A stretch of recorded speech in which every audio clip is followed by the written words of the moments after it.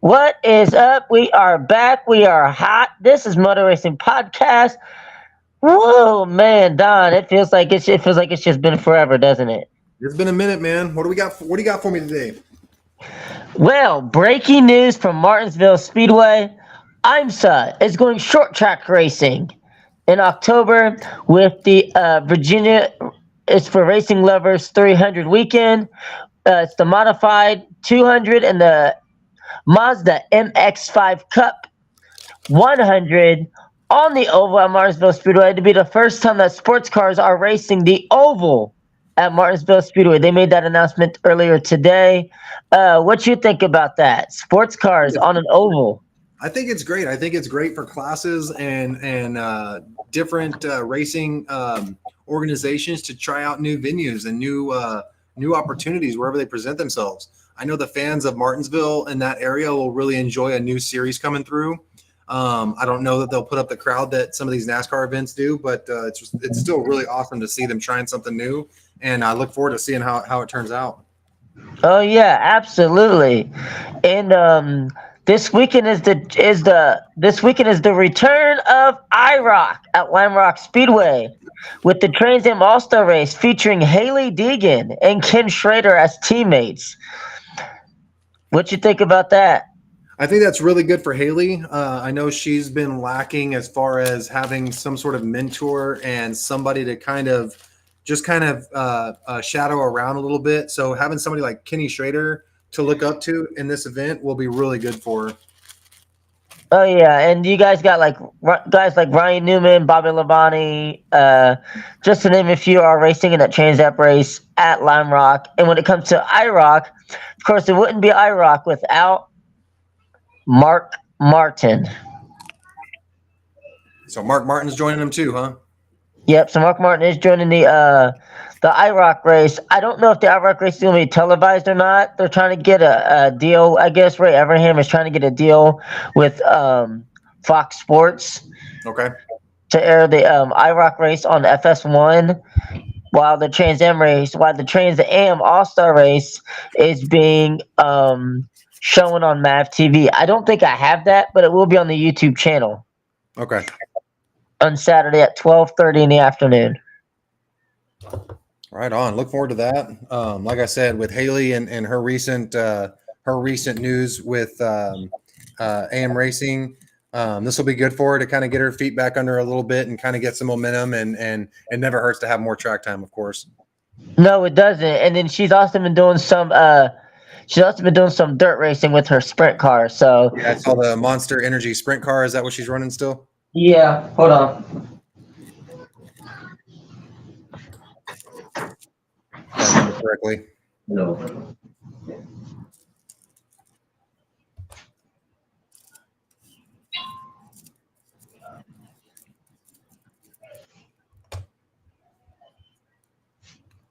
What else you got for me, bud? Yeah, because Don, she has that lifetime Monster Energy deal because of her dad. Right. So that's actually really good. So. And did we ever get confirmation on that post that Kevin sent yesterday of someone actually made that up. Yeah, I figured since it was posted at 10:30 the night before and Kevin showed it to us late in the afternoon the next day. Because I'm like, no, wait a fucking minute. Could have been. Right. Because Gene Haas doesn't even have the team together yet.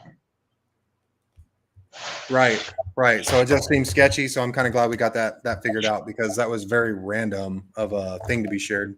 It was very random. And I'm just like, why the fuck would Cole Custer go back to the Cup Series when he's perfectly fine in Xfinity? He's got more success in Xfinity than he does the Cup. Right. That's the same with Elliott Sadler. When he went back down to Xfinity and finished out his racing career, he had more success there than he did in the Cup Series. Yes. Yep. Because honestly, if I was a NASCAR driver, I'd want to race in the Xfinity level because, it's a fun series. You have a chance. You have more opportunities to win a lot of races, win championships and shit like that. When it comes to the Cup Series, you got the dominance. You got the dominance by Joe Gibbs Racing, by Rick Hendrick, Roush, Penske, etc. While in Xfinity, you got Junior Motorsports, you got JD Motorsports, which I will be talking about JD Motorsports here in a minute. They filed for bankruptcy. I did see that yesterday.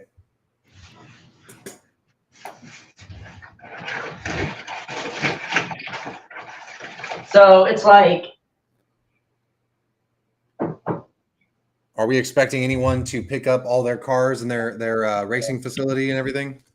so that's what I've been so ever since I heard that, Don, I've been doing my research so we can have stuff to talk about. And as of right now, the rumor has it is that JD Motorsports is selling their cars to Dale Earnhardt Jr. Okay. With that being said, if that happens, it's a possibility we're going to see Junior Motorsports add on to a second team with within the Earnhardt family, but not with Junior Motorsports itself. Right. It would just be a separate team doing their own thing. Right. Because he's already fielding 4 cars in Xfinity, right? They're fielding 4, yes. Right. But what would make sense is since Xfinity doesn't have a number of cars limit like the Cup Series does, why don't you run the 88 full time? Now we have the 7, the 1, the 8, and the 9, and the 88 running full time in the Junior Motorsports. That way, when Dale Jr.'s got to step in his car, step in the 88, he can set us whoever it is aside and run that. Yeah, that's a great question. My guess would be is they don't want to oversaturate one team. In Xfinity, it might feel like everybody else is at a disadvantage. Now, we all know that they're going to be sharing information regardless, but at least it's still a separate team, right? Yeah.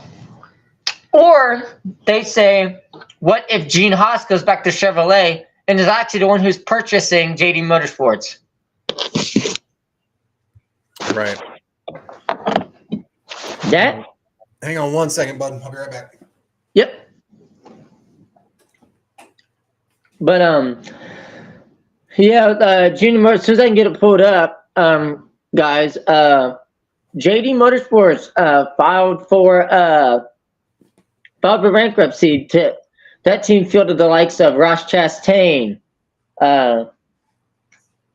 many other drivers. So I'm gonna pull up some information here, and we can see what the next to go into more detail about that.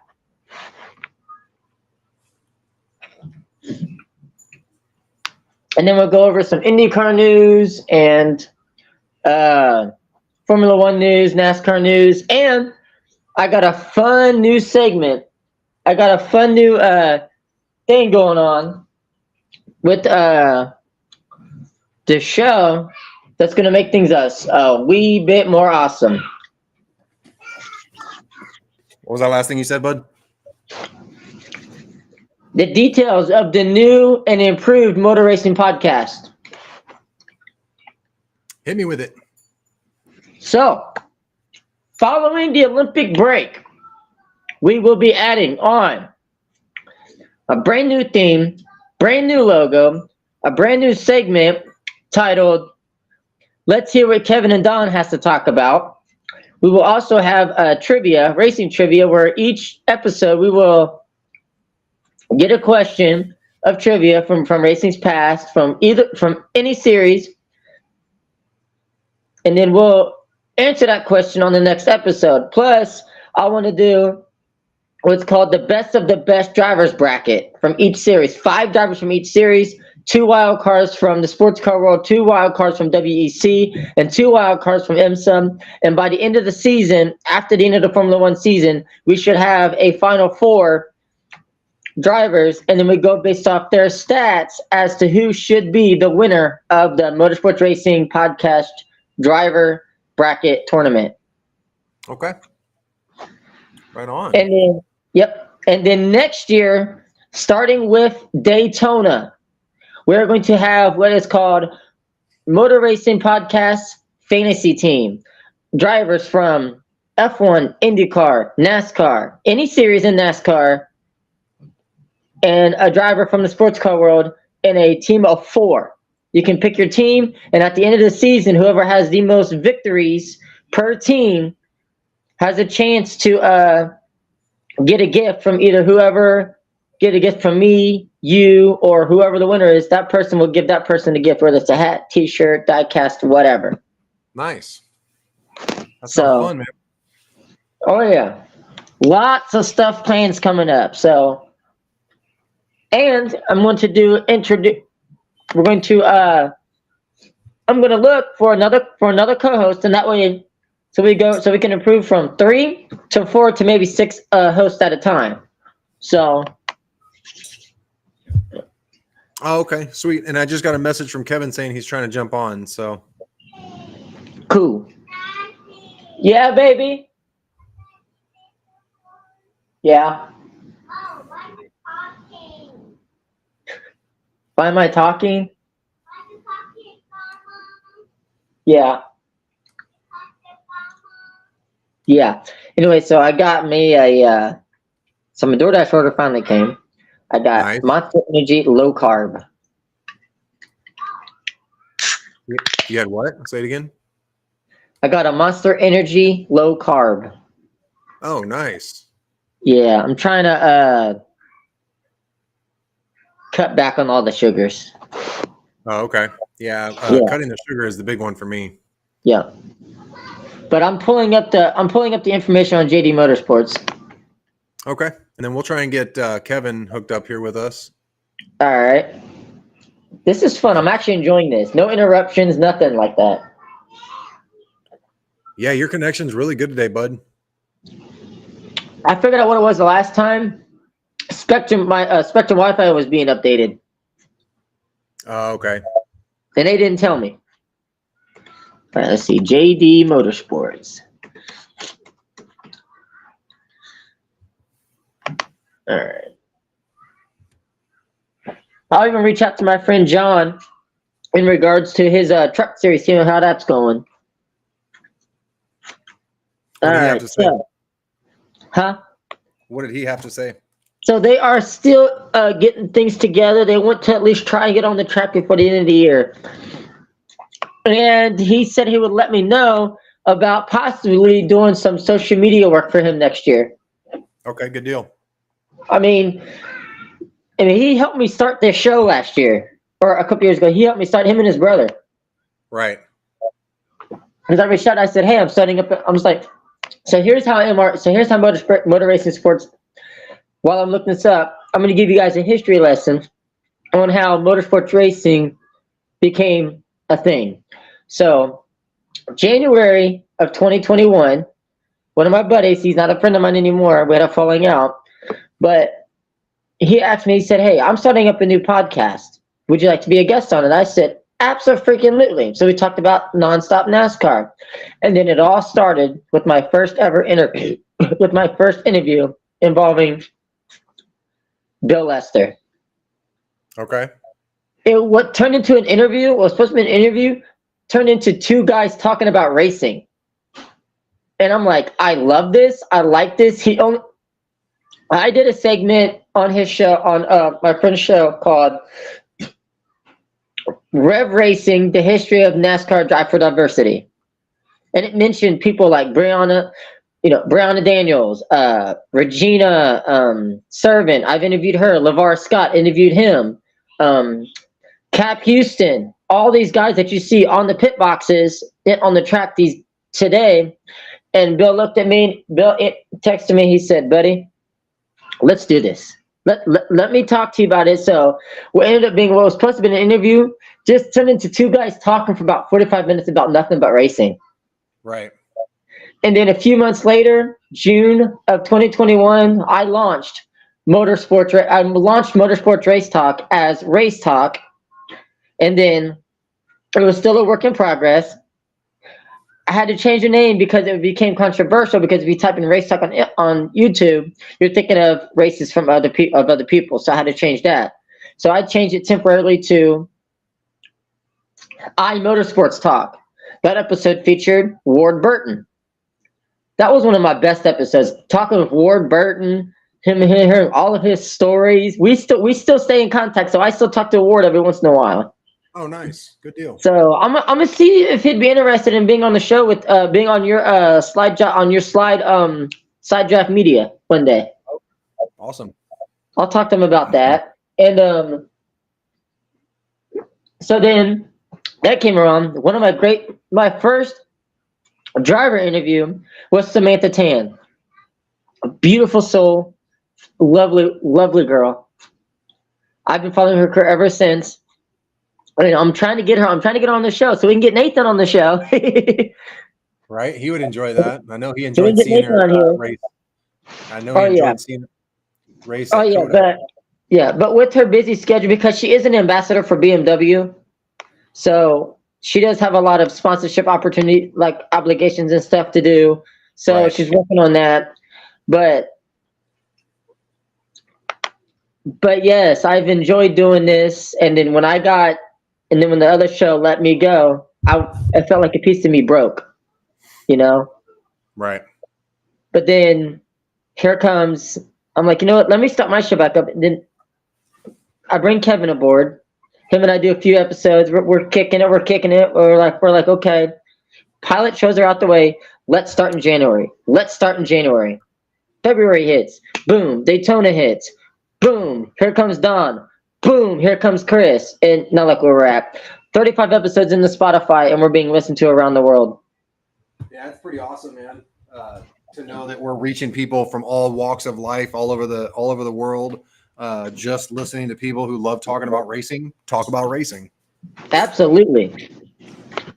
All right. So it says here, JD Motorsports lays off employees, they filed for Chapter 11 bankruptcy back in April. So this happened back in April. Okay. So says here, if so, basically they don't even have a car. They do not have a car. So it says here, JD Motorsports team owner Johnny Davis officially laid off staff members on Monday as they entered the shop.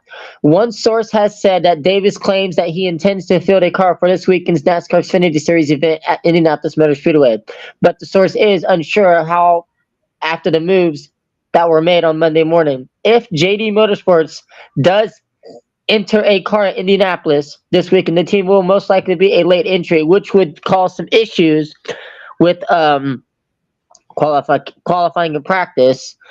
Sources indicate that the team is not expected to be included on the preliminary NASCAR Series entry list, which is set to be revealed on Monday afternoon. So I am going to actually take a look at that entry list for so I don't know if you noticed this or not, Don, but if you noticed, the number 6 car was missing from the field on this past weekend, which was driven by Garrett Smith. Did you notice that the 6 car was missing from track Correct. action at Pocono? Right. JD Motorsports, yeah, they withdrew from that entry. That's why their team was not there. They were on the preliminary list, but then they withdrew. I didn't notice that until I was looking at the results, and I'm like, wait a minute, there's a car missing. And then sure enough, yesterday is when they made that announcement. Right. So something fishy. So we got SHR leaving at the end of the season. We got JD Motorsports leaving. Is NASCAR becoming too expensive for these teams to handle? Maybe some of the teams. It seems like a lot of the teams are actually moving along quite nicely. They're able to adapt to what really the world has given them, and are able to keep up with the prices. And it really comes down to the same thing as always come down to: can you get sponsors on the side of your race car? If you can get sponsors on the side of your race car and on the side of your hauler, you're going to be fine in the sport. It seems to be the teams that really struggle finding sponsorship are the ones that really fall out. And there are sponsors out there. They just got to go find them, right? Right. And it's like, and I hate it for those guys because they were in the series for quite a while. Because they had Ross Chastain there for a full time for a while. Right. Which I tell you, I love Ross Chastain, man. He is one hell of a racer. Absolutely. Yeah. All right. So let me see if we have any IndyCar news. Oh, how they went hybrid? Right. At Mid Ohio? huge success. The IndyCar drivers are loving the new hybrid engines. Good deal. And yet people bitch and whine and complain about hybrids. I'm like, do you even know what a hybrid is? No, most of them don't know what it is. They just assume that they know, and then they just come off ignorant to everyone else. So Right. And there, I do have some news. Stingray Rob has been released from the hospital and plans to race. This weekend. What a wicked wreck that was, man. Man, we're gonna go ahead and get, since we're on IndyCar, we're gonna go ahead and we'll get back to the NASCAR results here soon. But let's get to IndyCar. Man, what a race weekend in Iowa! Holy moly! But can we talk about Stingray Rob's ferocious crash? That was absolutely wicked. I mean, you know, these cars are capable of flipping up on their lid. I think. Do we know why exactly he ran up on the back of? I can't think of his name now. Who did he run over to get up upside down? I forgot. But when he was spinning, air got under the car. Right, and so he flipped up on his lid, and then it caused a couple other cars to get involved, which actually turned into an even scarier event because one car's wheels borderline landed on the helmet of another driver. Thank goodness he had his aero screen fully in place, intact, and because that Indy car comes down on his head, man, he's probably not racing the next race. And this is what I have to say about the Halo in F1 and the aero screen in IndyCar. Those are the greatest creations in open wheel racing. If it was not for the aero screen, we could have lost several drivers over the course of the last several years. Yep. We could have lost Kyle Kirkwood. We could have lost Will Power. Romain Grosjean. Especially after his F1 crash at a few years ago with that fire. There could have been so many drivers' lives lost. The last driver to lose his life in a racing accident was Justin Wilson. And that was 2012. Was that 2015 Pocono? Yes, sir. And after that, obviously after Dan Wheldon's crash, more safety features were put into these cars, which became the car that was his creation has now been retired. So this new car features the aero screen was set in place after the death of Justin Wilson from the flying debris. So IndyCar, all the manufacturers did such a phenomenal job. At first I didn't know how I felt about the aero screen, but after hearing driver feedback and watching races with it, bravo. And thank goodness they did it, because there was a lot of wicked stuff happening, and who knows what we might have seen on live TV if they don't implement those aero screens. Right. And I actually had a conversation with Ava Dobson not too long ago. Nice conversation with her. I asked her what her thoughts were on the because on her car she has the Halo. Actually, I said, Ava, what's your thoughts on the Halo? She says it takes a while to get used to, but she says she probably wouldn't even been alive if it wasn't for that Halo. Right. But and I'm sure multiple drivers can attest for that. Yeah, because she suffered that crash earlier this year. Right. Which I'm kind of bummed that she wasn't able. She's kind of on concussion protocol. Yeah. But I told her, I said, Ava, just focus on 2025. Don't focus on racing.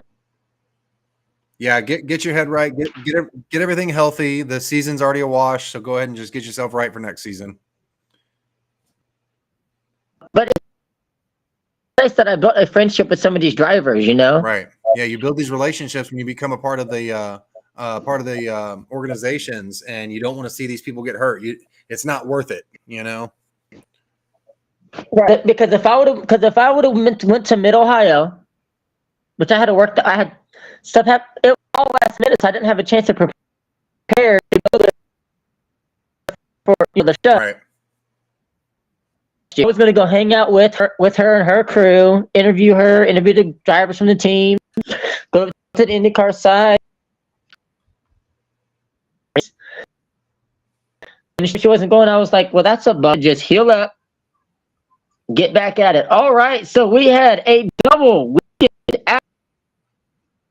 Iowa had the Hay-Vee Home 50 on Saturday and the Hay-Vee One Step 250 on Sunday. Let's take a look at Saturday's results. Scott McLaughlin of Team Penske gets his first ever oval win in the IndyCar series, and after the race, he said, "I am an IndyCar driver." Yeah, it just goes to show how hard it is to drive these things, man. The fact that Scott McLaughlin hasn't won an oval, that's incredible, man. And now he's got that checked off his box, and I bet you it's going to make some of the ovals in the future a little bit easier for him. Right. And look at, and for example, he raced up against Shane Van Gisbergen in the V8 series. Right. This is Shane saying, "I'm a NASCAR driver now." When you get that, once you get that first win on an oval, you're now officially that type of a driver. Absolutely. And Shane isn't far off from that first oval win. I'll tell you that right now. No, he's not. He will get it. He will get it. I know it's coming. It'll probably be this year. Oh, yeah. I tell you what. Will you let Kevin in? Oh. I'm over here talking. Yeah. Tell him I'm coming. There we go. There's our dude. My bad, Kevin.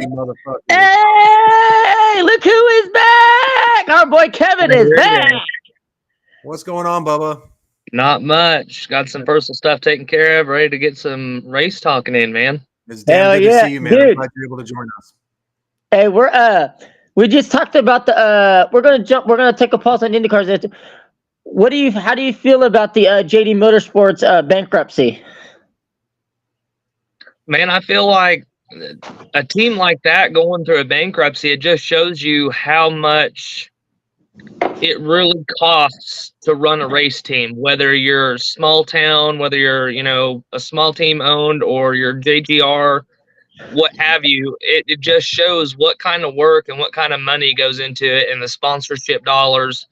And it just shows that if you don't have that, then you don't have a spot in the sport.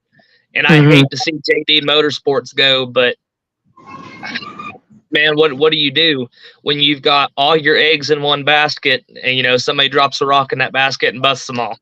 Right. Now, I don't know if you heard that. What are your thoughts about IMSA racing going oval racing at Martinsville? Man, I'm with everybody. I'm a little cautious about that just because of what IMSA is. Yeah. But I am excited to see it on something other than a road course. Yeah. So I guess I look more into it. I guess NASCAR, since NASCAR owns IMSA, I guess they want to do something different with the Mazda series because the Mazda series doesn't really have to race on road courses because they're so small. I guess they want to take the series to oval racing next year, so that's why they're doing this test race at Martinsville. If they want to go to an oval, IMSA, I think, instead of testing it on a short track, especially these high-speed cars, instead of testing on a short track, we should have went to somewhere like Nashville or Charlotte or Dover or somewhere where they could have been able to run, not necessarily wide open, but they had spaces and room to be able to figure out an oval. I know I seen a teaser about IMSA going to Bristol, and it was an iRacing event, I think it was, but everybody went into turn 3 and everybody was flying into the stands and into the infield, and it was just actually be that is actually going to become a reality. The Mazda MX 5 Cup Series will be going to Bristol Motor Speedway next year. Hey, I'll be down. I'll be there. I mean, it's something new to experience, and it's something new for that sport. So I hope it does well and boosts that sport and not just with fans, but TV ratings, things of that nature. Right. But I'm gonna step away for a minute, you guys. I'll be right back, y'all. Kevin, talk to me, Bubba. How you been? And I've been down and out, but I've been doing a whole lot better. That's good to hear, man. It's been too long since I've seen you. I know. I was getting some stuff racked up. I was like, man, it's already after 6. Talk to me about Pocono, man. What were your thoughts? I mean, I know a lot of people on social media didn't like the no passing, but that's Pocono, right? Like, that's no different than how a lot of the 90s and 2000 races went. Pocono is always one of those ones. It's almost it's set up the way that the racing is. It almost reminds me of an oval road course. Okay. Not very much passing. There's not very many opportunities unless you can get your car to go to the top, or you can get it to run better here, or in turn one. I honestly think it produced a really good race. I thought we had a lot of passing. We had some lead changes. One of the better Pocono races that I think we've had in the last couple years. I definitely think NASCAR and Pocono as a racetrack could definitely make some improvements. I feel like I know they're trying to steer away from the PJ1, but I think what would make it more interesting, just because of how we saw in practice and in the race, those bumps in the tunnel turn. What if we lay some PJ1 down there in the tunnel turn? Give them a little bit more to hold on to as they're getting through those bumps.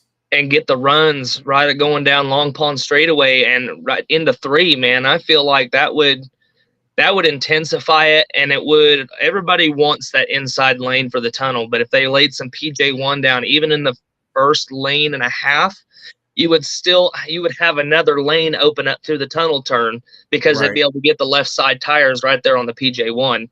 And you're going to see the guys like Kyle Larson and Reddick and those boys use it on the outside. They love running the outside. That's yes, they do.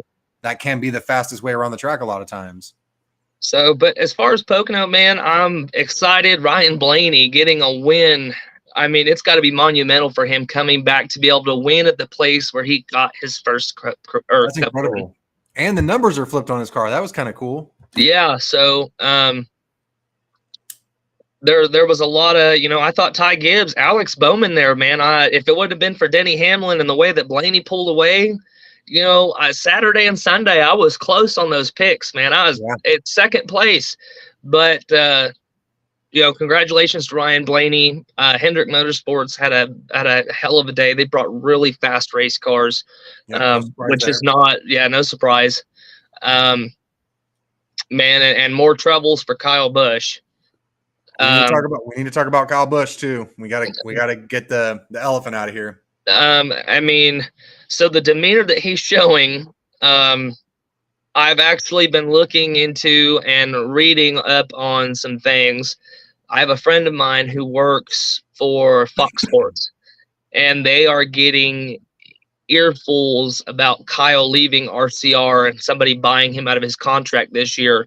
Everybody's saying Corey Heim, but behind the scenes, everything is pointing to Kyle Busch at 23XI next year. That's the rumors I've been hearing kind of float around a little bit on X and on, all your social media platforms. I actually mentioned a couple months ago, I wouldn't be surprised to see Kyle be bought out of his RCR just so he can not waste another. I don't want to say waste. That's a very bad term, but not utilize another season for an opportunity in a better situation. I think that'd be a fair way of saying it. Yeah, I mean, we're at RCR. I thought year one, when we rattled off 3 wins, we had a bunch of top 10s, top 5s. I'm like, okay, Richard's giving us cars. We're getting that money. We're getting those finishes that we need. Granted, we got eliminated in the second round of the playoffs.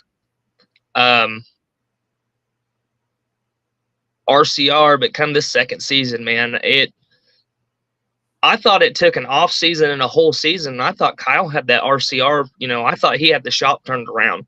It really did seem like it. Yeah, it really did. And I hate to say it, but I think our 3 wins last year was a fluke. That or the engine and chassis departments, man, unless they were just putting in blood, sweat, and tears in those race cars. And I'm not saying they're not still doing that, but obviously the speed is not there like it was last year. Right. Austin Dillon has had a couple of good runs. Austin Dillon's been right where Austin Dillon has been every year of his career. Yeah, exactly. And to get the elephant out of the room, I'm still a little pissed off about NASCAR not penalizing Corey LaJoie. I mean, look, Chase Elliott turns Hamlin into the wall. I'm not saying it's not as big of a hit, but he turned Kyle in front of the entire field going into turn 1 at 200 miles an hour. Right. Look at the left side of that race car. Was it the left or the right side? The right side of Kyle's, it was the left side of Ricky Stenhouse's car. Yeah, really the right side rear tire was folded underneath that race car. Right. Imagine if that would have been the driver's side. Right. You know, and the fact that I know there was radio chatter after that, the crew chief saying, you know, what he deserved. To me, Kyle's fighting for position with everybody else, and I get everybody's context and their discussion on throwing stupid blocks. You know, we've seen a bunch of those. Look at McDowell at Talladega this year. Cost him a win. Cost him a win. But, you know, Kyle throwing that block, he's trying to keep position, and Corey could have definitely lifted, and there was no way he was getting past Kyle, you know, but he could have lifted, ended up back in there and gave him the bumper into one and at least sent him up the racetrack, but not ended his day and several others.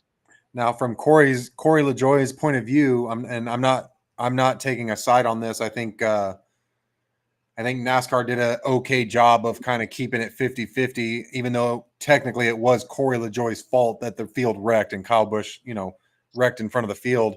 I think I would lean, and I'm a Kyle Busch fan. I do enjoy watching some Rowdy, but it looked, after watching the replay over and over again, it looked like Corey tried to get back in line, and then it sounded like Kyle's engine rev was up between gears, which actually slowed him down a little bit more than Corey thought it was going to. The S&T data that I've seen that they've posted, Corey, so you heard the limiter, but right.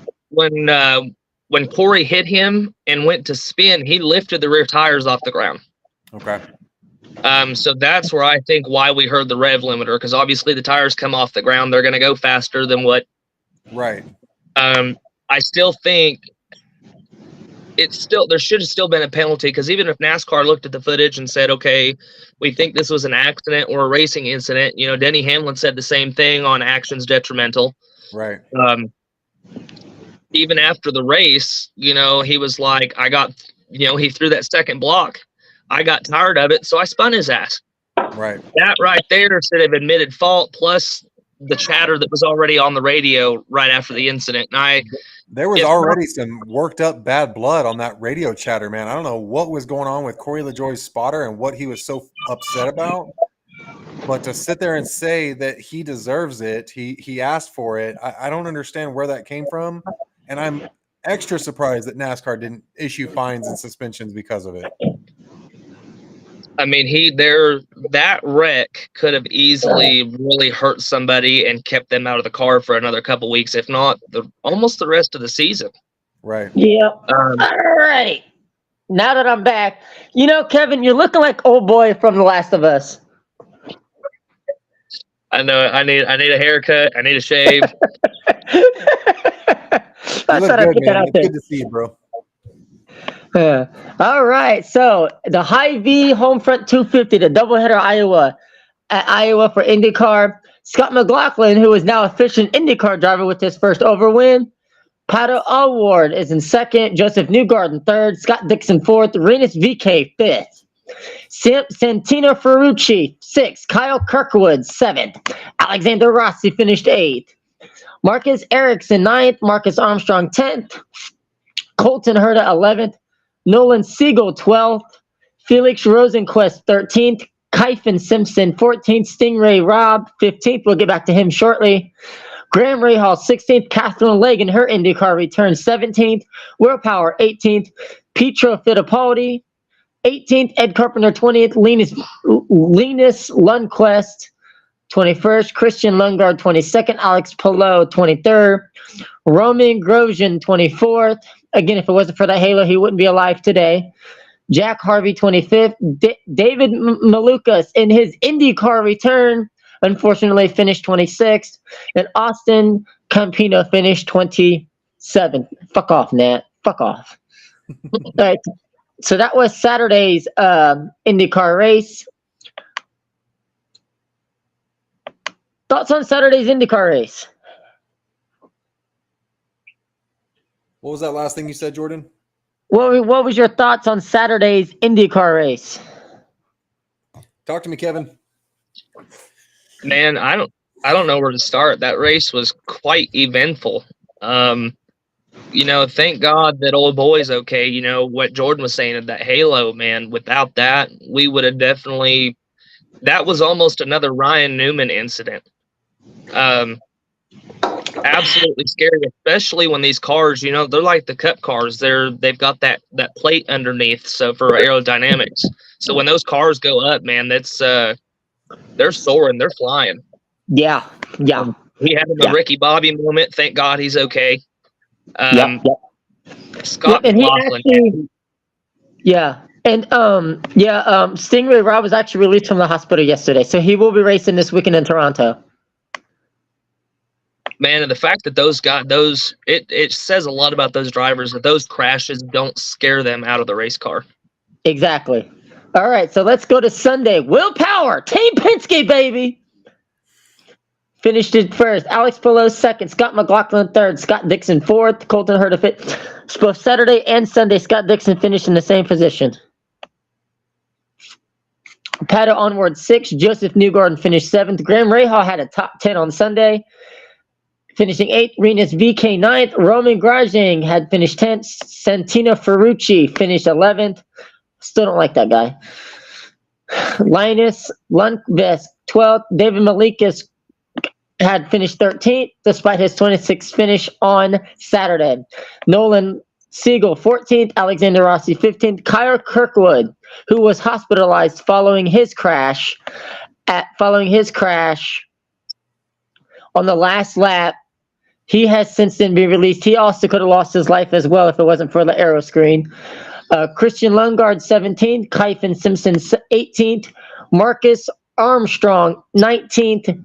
Stingray Rob, who suffered that horrific crash on Sunday and was hospitalized, finished 21st. He has since been released from the hospital and is ready to go at Toronto this weekend. Ed Carpenter 22nd. Marcus Ericsson, Catherine Legge, Augustin Campino, Felix Rosenbest, and Connor Daly rounds out your top 20 to round out the rest of your field. So thoughts on IndyCar at Iowa?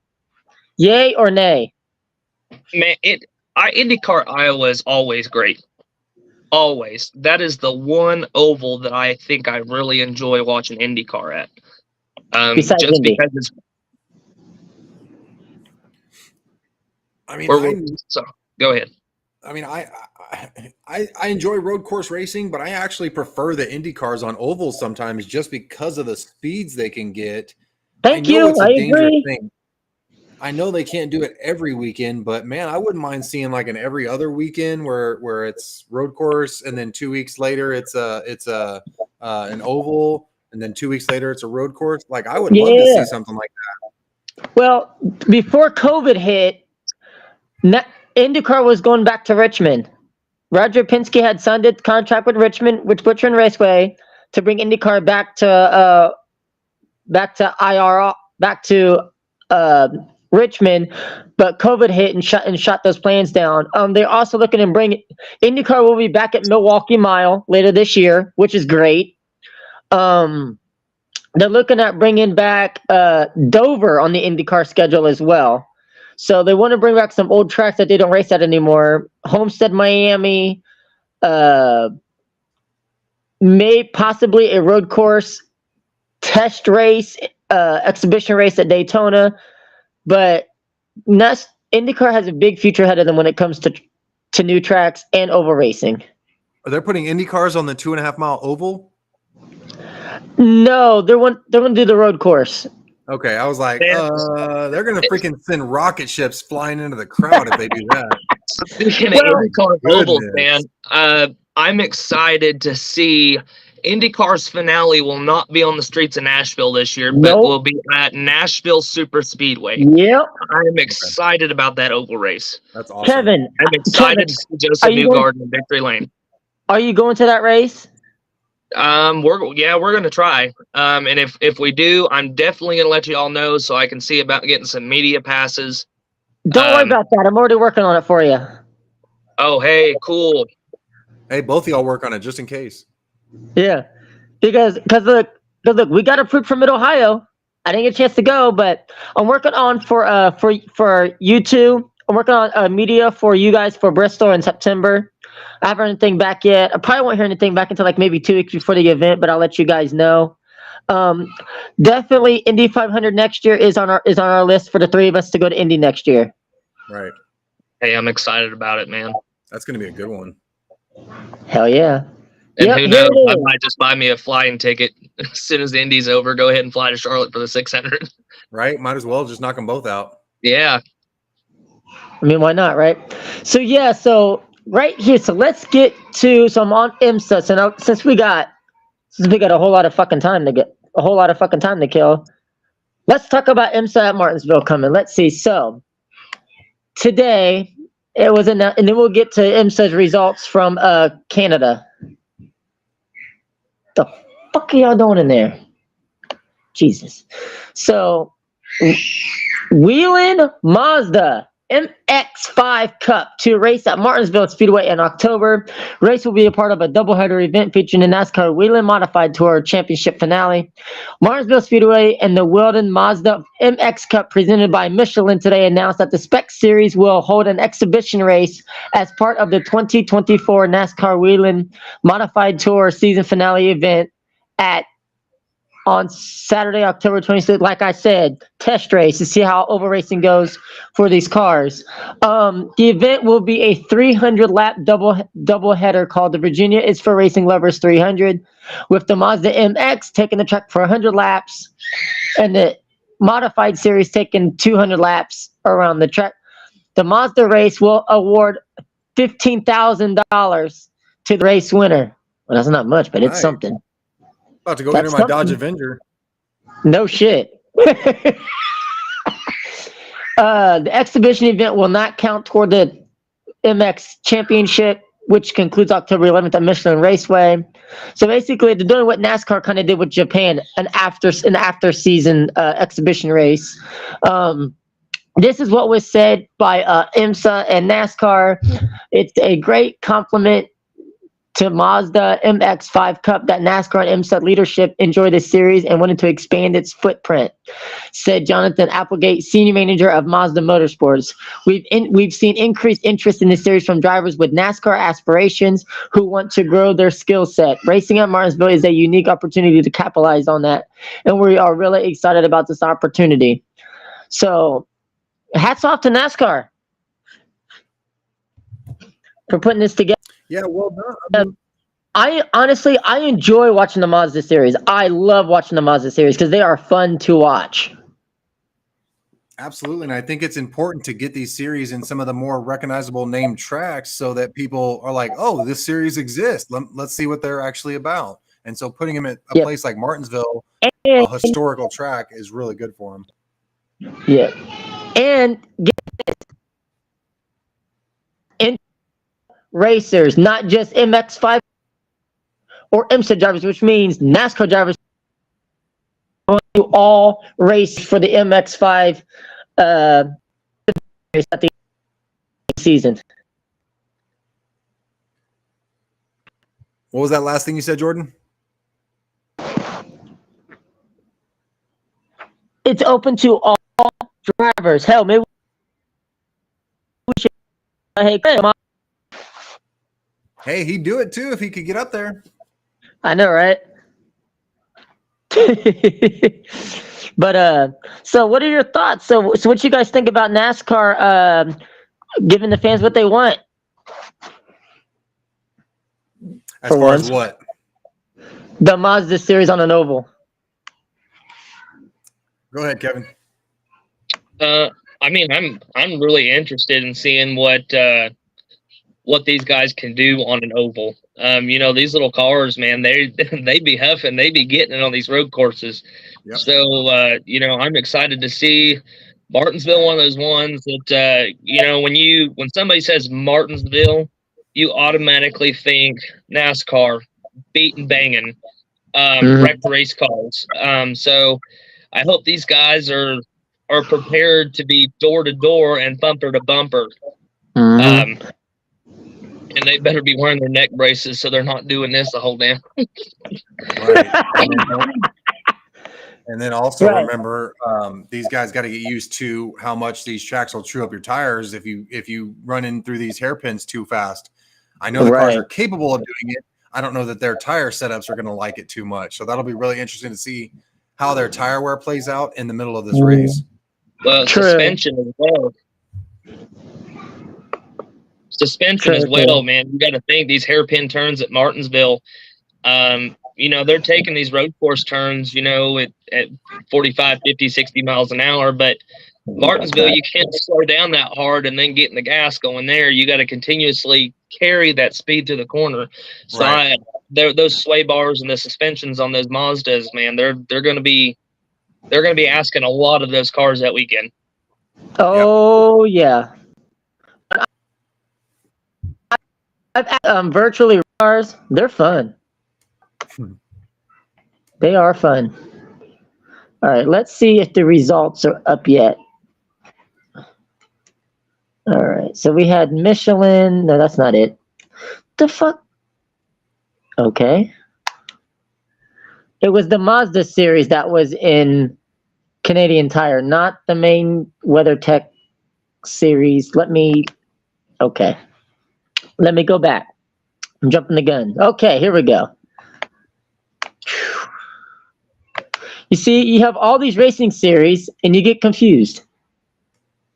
Tell you Okay, what, man. Yeah, those results are not up yet. Okay, anyway, let's pull up Lime Rock's Trans Am race so we can see who's all driving besides. So Kevin, Haley Deegan and Ken Schrader are teaming together for the Trans Am race at Lime Rock this upcoming weekend. That's the same weekend as the IROC series. I'm about to pull up the other drivers in it, but I see names like Ryan Newman, Bobby Labonte, Mark Martin, a bunch of these guys for Lime Rock. What you think about the Trans Am series and IROC racing the same weekend at Lime Rock? I mean, anytime you get any different series to race at the same place in the same weekend, you get the mixture of fans and drivers and the different types of racing, man, and just mixing those. It's always good because I know, you'll have certain drivers watching, the IROC guys will be watching the other guys and vice versa. And, just watching, you can give a lot of advice to the other guy, even though you've never driven one of those cars. And it's always nice to get an opinion that's outside the box. That Right. doesn't know what's going on, to see, okay, well, he says this, so let me try something different. And, that could help, whether it be tire wear, 3 or 4 tenths a second for speed through the corners. But just the biographical and the fans, the drivers mixing, it's awesome. All right, so let's see. Looks like we have some of the drivers and names for this weekend's race. Ken Schrader was supposed to be with Scott Lagasse Jr., but he has been replaced with, of course, Haley Deegan. Here are some of the names for the entries. We got Adam Andretti, Greg Biffle, Todd Bodine, Ron Fellows, Ron Hornaday, Bobby Labonte, Andy Mears, Paul Menard, Schrader with Boris Said Jr. with Boris Said. What did Boris say to Jr.? Nothing. Are they running it short on drivers, or what happened there? Let's see. Mike Skinner, Scott Speed, and Danny Sullivan, just to name a few so far. The entry list is still coming in, but you also got let's see. So Andretti, Bodine, Lally, and Mears are completing with it. So for those other drivers, Casey Mears? huh? Are we talking about Casey Mears? Yes. Casey Mears is Man, I haven't racing. heard that. I know, right? It's been a while. And it looks like this race is all free admission with the military ID, discount tickets, camping prices. So in addition to also race, the 2-day event will include an IROC exhibition as well as racing from Sports Car Vintage Racing Association. So this race will be live on Saturday on Mav TV at 12:30 p.m. You are now watching Mad TV. And it will also be on YouTube. Oh, nice. Good deal. The tube. Is that YouTube Premium or is that just standard YouTube channel that you can find it on? The YouTube channel. The Speed Tour YouTube channel. Speed Tour YouTube channel. Good deal. Yep. Man, God, this is exciting. A lot of racing and stuff. All right, let's get to NASCAR. We hadn't even gotten to NASCAR, man. I know. Why I think I said we got a new. I updated this. Like 30 minutes is not enough. 45 minutes is not enough. Just too much damn racing. Yep. All right. NASCAR is back on the oval at Indianapolis Motor Speedway. I can't wait for that. About damn It's fucking been a long, it's been a long time coming. I'm sorry to cut you off, Kevin. I think it was really good that NASCAR tried something new with the road course, especially as stagnant as the Indy Oval was getting. As far as how it played out at the Indy road course for NASCAR, it did not work. They tried it. It did not work. Too many cars were getting torn up. The lanes, it's too narrow for these cup cars. They are freaking tanks, man. And to send these guys down the front straightaway into turn one, filtering 4 and 5 wide down to 2 wide, it's no wonder we were seeing torn up race cars at that specific turn. Then you had the melee with William Byron and the curb and pulling 10 other guys into the grass and the wall at very high speeds, might I add. That was a very dangerous wreck that took place. Yeah. Again, I'm glad NASCAR tried it. I'm always for trying new things, but I'm really glad that they're going back to the oval, and it'll be really fun to see what the next gen car can produce on this racetrack. Yeah, I was actually supposed to have been at that race this weekend with my mom, but we ended up not getting tickets because we already got something. We've already spent money on a bunch of other shit this year. So, but here is NASCAR Camping World Trucks. I fucked up. NASCAR Craftsman Truck Series. There we go. Fuck that up. Corey Heim gets the win. Grant Enfinger second. Christian Eckes third. I've talked to him several times. Met the guy. Great dude. Great personality. Taylor Gray fourth. Ross Chastain Melonman in the number 45 finished fifth.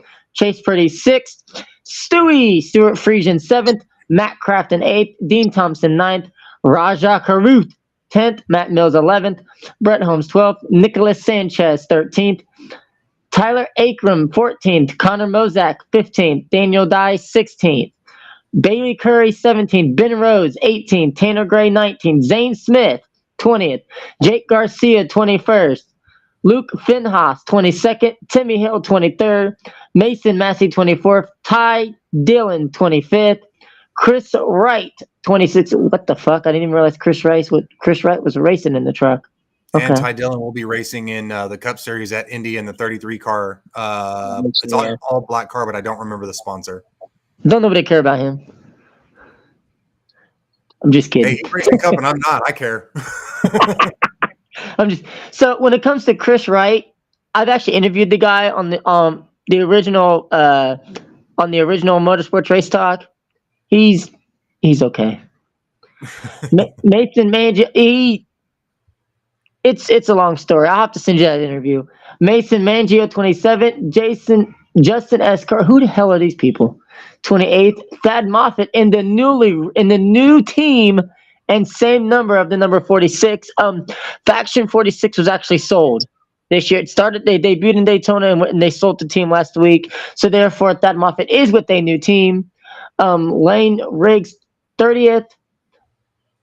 Ty Majeski 31st. Lawless Allen 32nd. Sage Kiram 33rd. Former IndyCar driver. Let's see. Brian Dawsett 34th. Stephen Malazzi 35th. Spencer Boyd 36th. Let's see.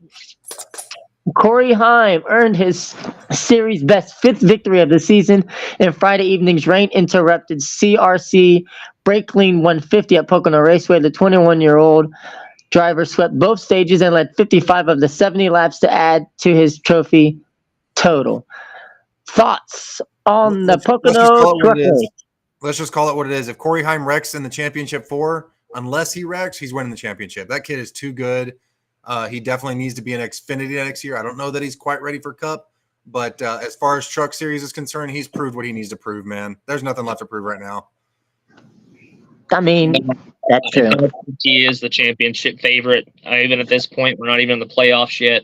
I think that he is going to be the one holding that trophy and that championship up at the end of the year. He's so good at so many different styles of racing, and it shows with each passing week. That is true. That's very true.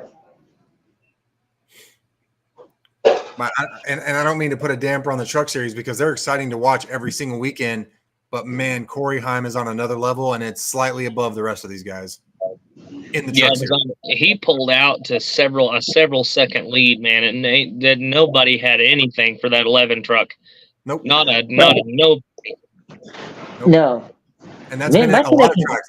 That was at COTA too, man. Like we're talking road courses, we're talking super speedways and intermediate tracks. Good luck catching him. Right. I tell you, he reminds me of a young Kyle Busch. Guess where he got his first truck start? Kyle Busch Motorsports. Driving the 51 part-time. He won his first 5 truck starts in that number 51 Kyle Busch Motorsports Toyota. Yeah. Nice. That's a good place to start. I'm loving the way things are right now. My connection is good. Y'all sound good. Internet's working good. This is great. This is a great show so far. It's been fire. I've missed this. I'm not gonna lie. I have missed this. Yeah, man. It's good to be back with you guys. It's been too long. Yeah. All right. So, NASCAR Xfinity. Cole Custer proving that Ford can still win races. Kevin. And Ryan Blaney and Brad Keselowski. Yep. And Chris Buescher probably wins Darlington if he and Reddick don't tangle, but that's still a big maybe. Reddick had a pretty good car that day. Mm-hmm. I mean, well, you got Joey Logano that won at Nashville too. Who? Yep. What? No, that was a good win for Joey. Clearly had an extra gallon of gas than everybody else. No, I'm kidding. He was riding around in the middle of that pack, and that's what really allowed him to save way more fuel than everyone. Once they got through all those cautions and those overtimes, Joey Logano filled to the front. He had just enough fumes to get it across the finish line. So can't forget about my boy Austin Cindric. Can't forget about Cindric. Who? Really? Anyway, Justin Allgaier second, William Byron third, Austin Powers, Sheldon Creed fourth, Taylor Gray fifth, Adrian Mendinger sixth, Austin Hill seventh, Parker Klingerman eighth, Sammy Smith ninth, top 10 for Sam Mayer. It's weird not cheering on Deegan. It's so freaking weird. Bradley Herbst 11th, Ryan Sieg 12th, Brandon Jones 13th, Anthony Alfredo 14th, Chandler Smith 15th, Corey Heim 16th, Daniel Dye 17th, Josh Williams 18th, Ryan Truex, Kyle Sieg round out your top 20, Jeb Burton, Jesse Love, Kyle Weatherman, Matt DiBenedetto, Leland Honeyman, Brendan Poole, Josh Berry in the number 15, finishes 27th. Yeah, it's not the driver, it's the equipment. I'm just going to put that out there. Thomas Anus, that guy, 28th. Mason Massey, 29th. Jeremy Clements, 30th. Shane Van Gisbergen, 31st. Parker Ratzlaff, 32nd. Patrick Emmerling, 33rd. Blaine Perkins, 34th. Stephen Malazzi, 35th. Ryan Ellis, 36th. Josh Bilicki and Dawson Cram round out the rest of your field. Thoughts on Xfinity? What place did Haley finish? Who? Kiss my. I had to throw it in there, man. And then Kevin came in perfect timing with the who. I love it. I have to give it to Shane. This was one of his best runs on an oval, and if it weren't for that contact, and I can't remember with who, Sam Mayer. Sam Mayer, but if it wasn't, hey Jordan, fuck your driver. If it wasn't for that contact between him and Sam Mayer, Shane Van Gisbergen has a top 10 finish at Pocono. I mean, he's got the 3 wins. They're all 3 of them are on a road course. I'm not saying or taking anything away from Shane, but his ovals are getting so much better. And the fact that he ran as well at Pocono, his first time at the Tricky Triangle, to figure something out I know the results don't show it, but pretty much a top 10. I think Shane's figuring something out with these ovals, and I think that first oval win is coming soon. And Jordan said something really interesting earlier that Pocono, or maybe it wasn't Jordan, somebody that I spoke to before this, maybe it was Jordan, that Pocono almost doubles as an oval road course because you've got the 3 different straightaways and you've got 3 completely different style turns, not only distance, but banking.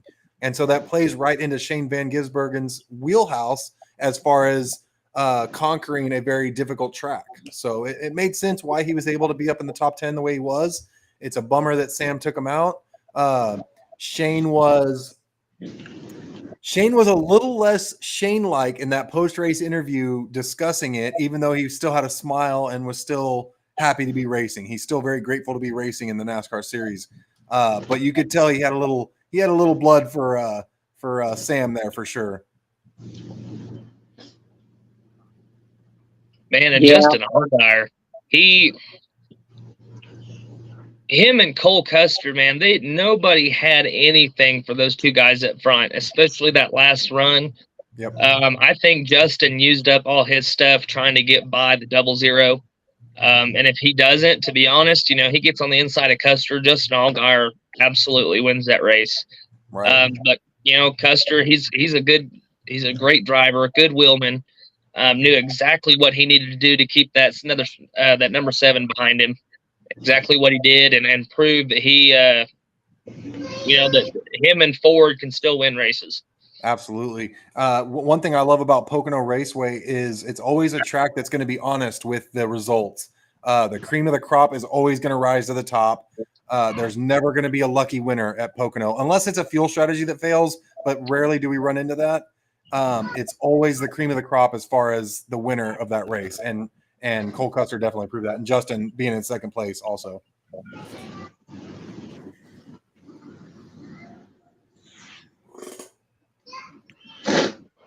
We still got you, Jordan? Yeah, I'm still here. I was listening. Okay, good deal. And it didn't come down. I think it was because of all those late race cautions that everybody was either able to pit for fuel or they were able to shut the car off and save that fuel. I feel like that's why we didn't get a fuel management race there towards the end at Pocono with the truck. Well, with any of the 3 races this weekend. Right. Normally Cup, almost every Pocono race is a fuel management type, Right. I think they told Ryan, I think I told Blaney at the end of there, I think he was let off because once they told him that Denny Hamlin was coming, Blaney just put the pedal to the metal. He checked out. Yeah, he was done. He said, I ain't waiting around to see how this He plays. said, "See ya." Yep. All I don't right. even think the 11 had anything for the 12.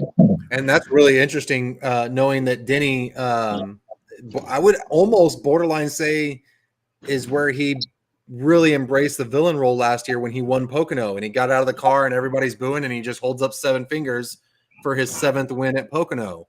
I think that was really the moment Denny said, "You know what? Fuck this. I'm a great racer. Like enough is enough." Yeah. And to see Denny not do as well as Denny normally does at Pocono, that was really interesting to see. Oh yeah. Ryan Blaney holds off Hamlin Bowman at Pocono, lands second series win of 2024. Reigning NASCAR Cup Series champion Ryan Blaney returned to the site of his first career NASCAR Cup Series win when he was driving for Wood Brothers Racing in the number 21. Pulled away from the closing laps of Sunday's Great American Getaway for 100 at a sold-out Pocono. You hear that, guys? Sold out Cup race. NASCAR's dead my ass. You love to hear it. Regardless of people's opinions on what sold out means, it doesn't matter. The crowds are looking healthier and healthier every single weekend. Now we've got people complaining about traffic in the parking lot, that's a good problem to have. Like, I don't know if y'all remember how easy it was to leave some of these tracks. That's not something you want at a sporting event. Exactly. You're trying to sell a product. You want it to be kind of hectic getting in and out, and that just comes with going to a sporting event. Yep. To deliver a strong reminder to the competition that he's primed to contend for another season trophy. Blaney's 12, Ford held off Denny Hamlin, the track's all-time winningest driver. Who gives a shit? And the number 11, Joe Gibbs Racing Toyota by 1.312 seconds to give Blaney his second victory of the season, both coming in just the last 5 races and the 12th win of the 30-year-old's career. Hell yeah, boys, let's go. Blaney screamed to his team as he crossed the historic Pocono finish line. Here are your finishing results. Alex Bowman finishes 3rd, William Byron 4th, Joey Logano 5th, Tyler Reddick 6th, Brad Keselowski 7th, Martin Truex Jr. 8th, Chase Elliott 9th, Bubba Wallace gets the top fucking 10. Let's go. Chris Buescher 11th, Christopher Bell 12th, Kyle Larson 13th, Eric Jones 14th, Chase Briscoe 15th, Daniel Suarez, the Amigo 16th, Carson Hostefer 17th, Austin Cindric 18th, Corey LaJoie, Kevin's best friend, Corey LaJoie 19th, just fucking with you. Josh Berry 20th, Adrian Mendinger 21st, Justin Haley 22nd, Austin Dillon 23rd, Michael McDowell 24th, Daniel Hemrick, Cody Ware 26th, Ty Gibbs, John Hunter Nemechek, Zane Smith, and Ryan Preece round out your top 30. Harrison Burton, Kyle Busch once again has a fucked up day because of another driver. Ricky Stenhouse Jr. 33rd, Todd Gittleland 34th, JJ Yeley 35th, Ross Chastain 36th, Noah Gragson, who will now be the driver of the number 34 next year, finishes 37th. I'm really starting to like Noah Gragson. I know he wrecked out at Pocono this past week. It doesn't have anything to do with his personality or his talent ability. But ever since his suspension last year and coming back in with Stuart Haas, he's been it's been a night and day flip. Even his in between race stuff, he just seems way more bubbly. Now I know he had a lot of this personality in Xfinity. I'm not taking that away from him, but he came off as a little pain in the ass sometimes, and it made it hard to root for him. But this year, I think he's gotten a little bit of humble pie with not dominating a series as much as he was in Xfinity. And it's a lot really of good runs, though. A lot of good runs. Absolutely, and it's good to see him put his head down and put a really solid season together. Look for him to definitely make some noise, maybe even steal one of these playoff races as one of his first victories. I mean, I never count Noah Gragson out, especially when it comes to, he's really great at the short tracks. Really great. Him and Todd Gilliland, man. The fact that they're going to be teammates on a super speedway is kind of scary. Absolutely. Look for Todd to rattle off a win. And Todd, we don't hear a lot about him in the media, positive or negative. They do talk about him a couple times during the races, his win, his time is coming. The kid has put his head down. They're learning a lot about these cars. Him and Noah Gragson both have said, these cars are a lot of fun to drive. They're trying to figure it out. And I know there's a lot of veterans and seasoned veterans in this field, like Kyle Busch and Chase Elliott, that have yet to figure out this car. And this is going on this is year 3.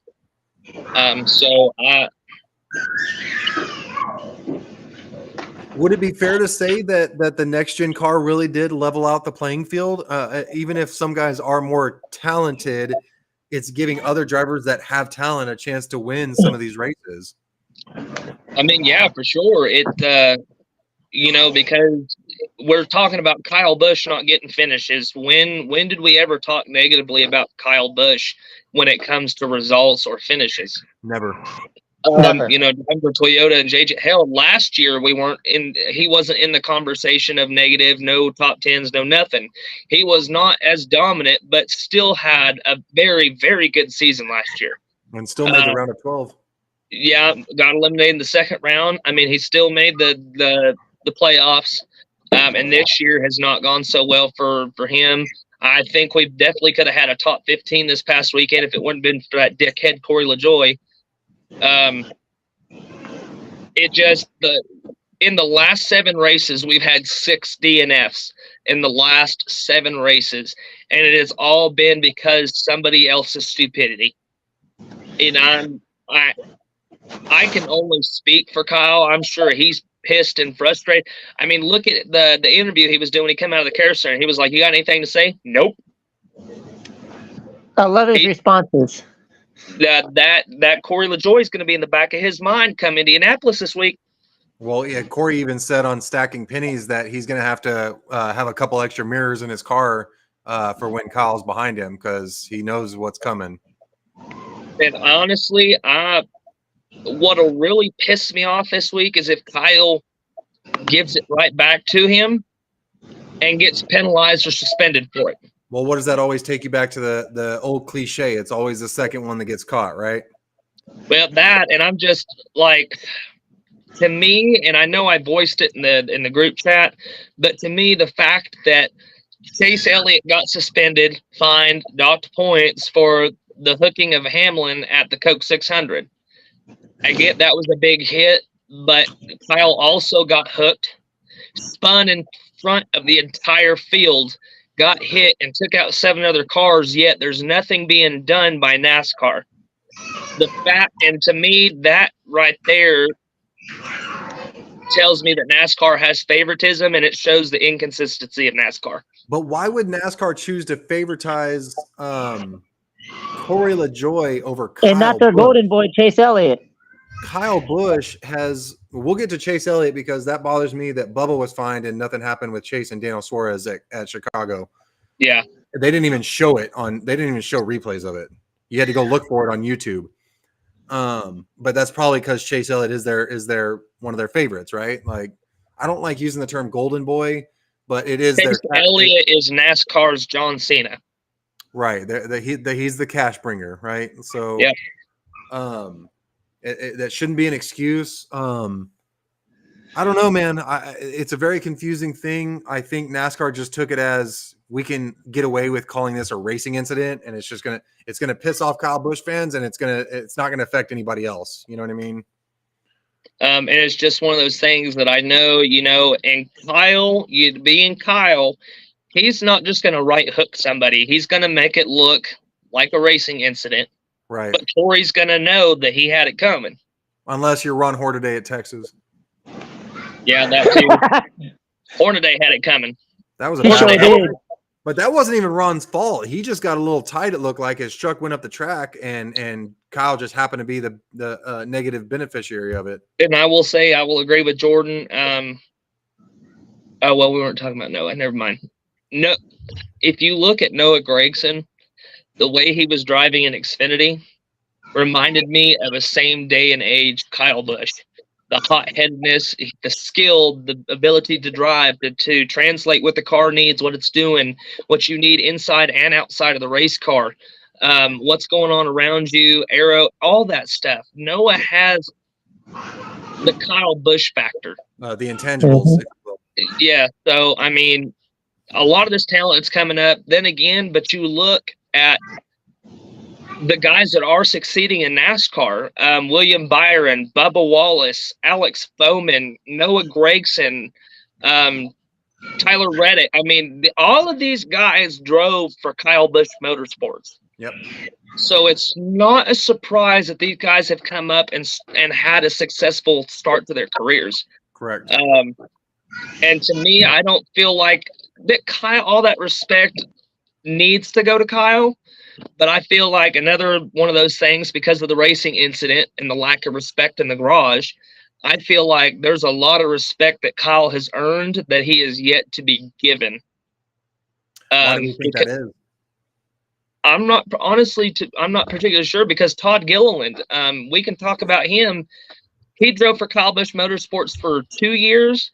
Finally got that first win in the Truck Series at Martinsville, and when he crossed the finish line, his exact words were, "Fuck you, Kyle Busch. You can stay in your motorhome." And that's his boss, bro.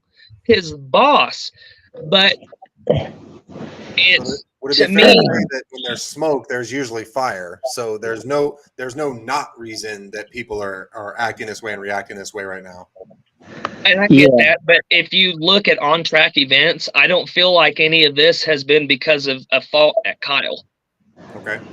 And not defending him, but look at where Nashville, we ran everybody clean. And we still got wrecked. You know, and then we were running LaJoy clean. I mean, it was a block, but we were running clean. We got hooked and tore up and ended our day. And there's been so many more incidents like that. And it's just frustrating that I know Kyle has helped the sport grow. You know, he was a villain there that Denny Hamlin has taken over that. He was the villain there. You know, he brought a lot of kids, a lot of fans to the sport. Yep. Kyle Busch is today's Dale Earnhardt. Driving style minus giving you the chrome horn. Dale just didn't give a shit. If you didn't move, he was moving here. Hey, you're blocking me for my trophy, bro. Yeah, and I mean, Kyle is like Dale. You either like him or you hate him. There is no in between with Kyle or Dale. That's true. I mean, I felt like maybe RCR was the place because look where Dale made his legacy. But we see that that's not the case, and all the rumors, like we were talking about earlier, says that Kyle Busch leaves RCR and takes over the number 50 over at 2311. And if you have somebody like that, Reddick's already winning races. Bubba has won a couple. He's had some good runs, but I feel like Michael Jordan, if Denny Hamlin doesn't bring in a driver like Kyle Busch to be able to help mold the young drivers they have over there, like Reddick and Bubba, considering that Bubba, both of those, they drove for Kyle. So, you know, he molded them somewhat, Right. you know, going up. But the fact, if he goes over there, that organization bypasses Hendrick Motorsports, Penske, and Joe Gibbs Racing. Reddick's already winning races. You give that feed from, you've got two veterans in there, Denny Hamlin and Kyle Busch. You take that information and you take your ass and go win races and championships. And I feel like if Kyle goes to 2311, he'll be competing for wins and championships also. But I feel like they bring Kyle in to make 2311 a better, stronger, faster race team. Absolutely. That's true. And to quote you on that, Kevin, it would be the number 67. They only have the number 50 from Floyd Mayweather this year because of Mobile One's 50th anniversary, but the third car is actually number 67. But let's talk points. We haven't done this in a while. I don't want to. We're going to start with the NASCAR Craftsman Truck Series point playoff standings. So here is your top 10 of the playoff standings. Corey Heim leading the way with five wins on the season. Christian Eckes in second with 3 wins. Nicholas Sanchez third with 2. Rajah Caruth fourth. Ty Majeski, the first Ford in the playoffs, in fifth. Tyler Akram and Grant Enfinger 6 and 7. Taylor Gray 8th. Ben Rhodes 9th. Daniel Dye 10th.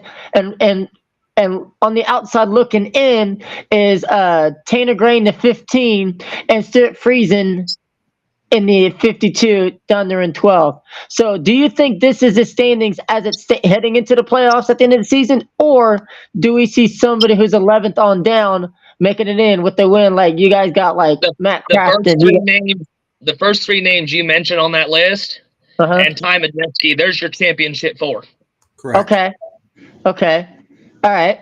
That's fair. Now, on the outside looking in, we have Tanner Gray, Stuart Friesen, Matt Crafton, Chase Purdy, Jake Garcia, Dean Thompson, Lane Riggs, Bailey Curry, it ain't going to be Ty Dillon, or Brett Holmes making it into the top 10 before the end of the season? Stuart Friesen, if anybody on that list, I feel like it's Stuart Friesen, only because we have Bristol coming up where he's really good. We have Texas coming up where Stuart Friesen runs phenomenally every time we're at Texas. Yeah, we already know Christian Eckes is going to win Bristol again, man. If he outlasts Daytona, we already know Stuart Friesen is one hell of a plate track racer. Right. So there's plenty of opportunities for Friesen to get in there. Hell, Darlington is one of Stuart Friesen's best tracks. And I feel like it's because he comes from a dirt background. Those tracks where you slip and slide, I feel like that is Stuart Friesen's wheelhouse. Those Stuart Friesen, I don't think he makes the championship 4, but I definitely think he makes it all the way to Martinsville. Y'all keep going. Okay. All right. On the Xfinity side, here are your top 12 playoff standings as they stand. Shane Van Gisbergen leading the way with 3 wins on the season. Chandler Smith with 2. Austin Hill with 2. Sam Mayer with 2. About to be a 3rd at Indianapolis. Cole Custer 5th. Justin Allgaier 6th. Jesse Love, Ryan Truex 7th and 8th. It's nice to see Ryan Truex up there with a win, but is he eligible for the playoffs? That's the main question. I don't think he is, considering that he's not driven full time. I think this is only his 4th, maybe 5th race this season.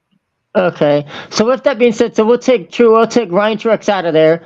AJ Allmendinger, Riley Herbst, Sheldon Creed, Parker Klingerman, and Sammy Smith will round out your top 12 with Ryan Sieg, Brandon Jones, and Anthony Alfredo looking in. I only said those drivers because Sammy Smith is sitting in 13th right now, but Ryan Truex is sitting in 8th. Now, he does have that win, but it's a possibility that they may let him run for a championship. Don, with Ryan Truex being a part-time driver in the Xfinity Series and having a win, does that make him eligible for the playoffs, or will they add somebody else in his spot in the playoffs at the end of the season? Well, we got to ask ourselves, who would they add? That would be the most important. Because Joe Gibbs Racing only has 2 full-time cars right now. Right. So minus Ryan Truex, replacing him would either be Sammy Smith, Ryan Sieg, or Brandon Jones. Yeah, I don't know, man. Kevin, what do you think? I mean, man, I don't know that there is anybody unless they bring Corey Heim in, man.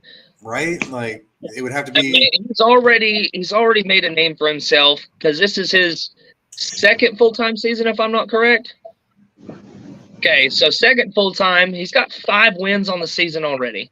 Okay, he won his first 5 truck starts with Kyle Busch Motorsports. I think he had, 2 or 3 last year? Right. Okay, so he's already stamped himself to be able to go to the next level.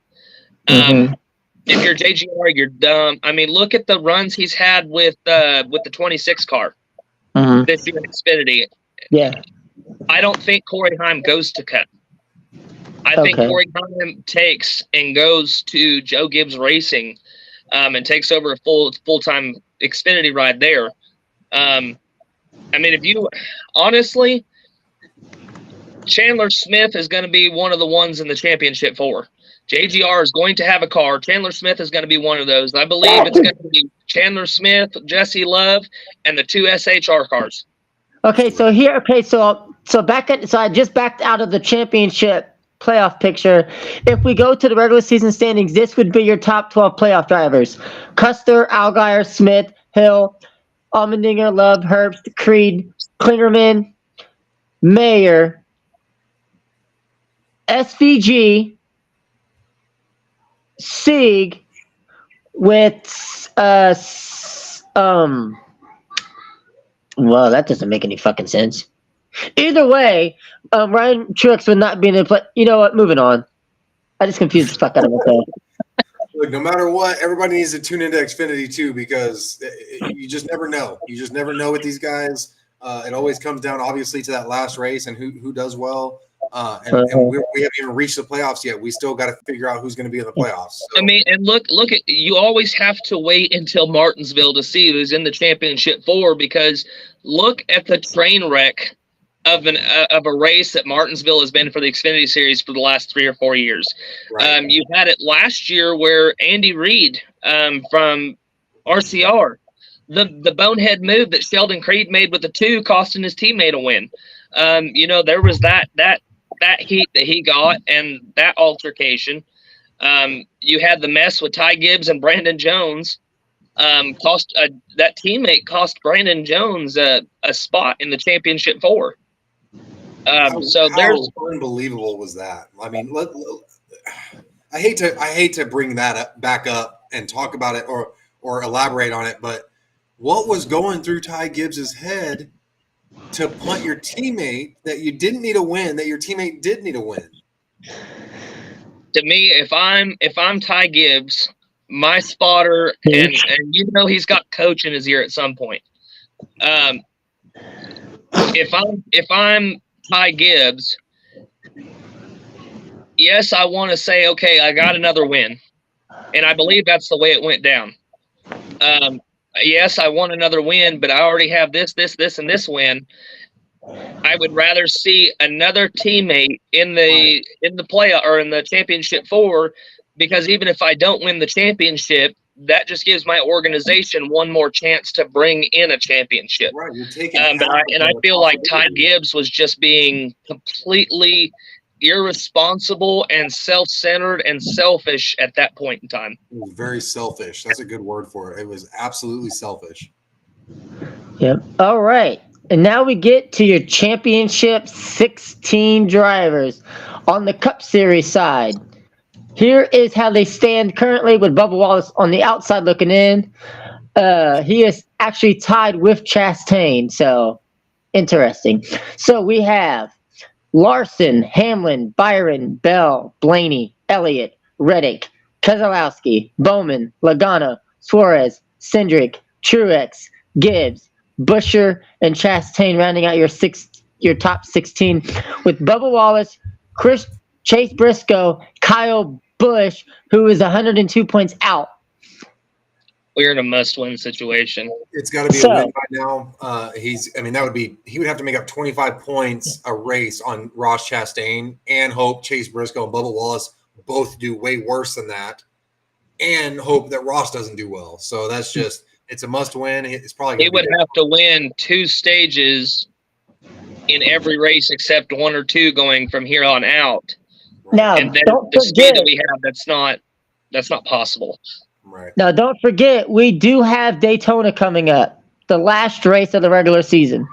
Can Kyle Busch pull off the unthinkable and make the playoffs on the very last race of the regular season?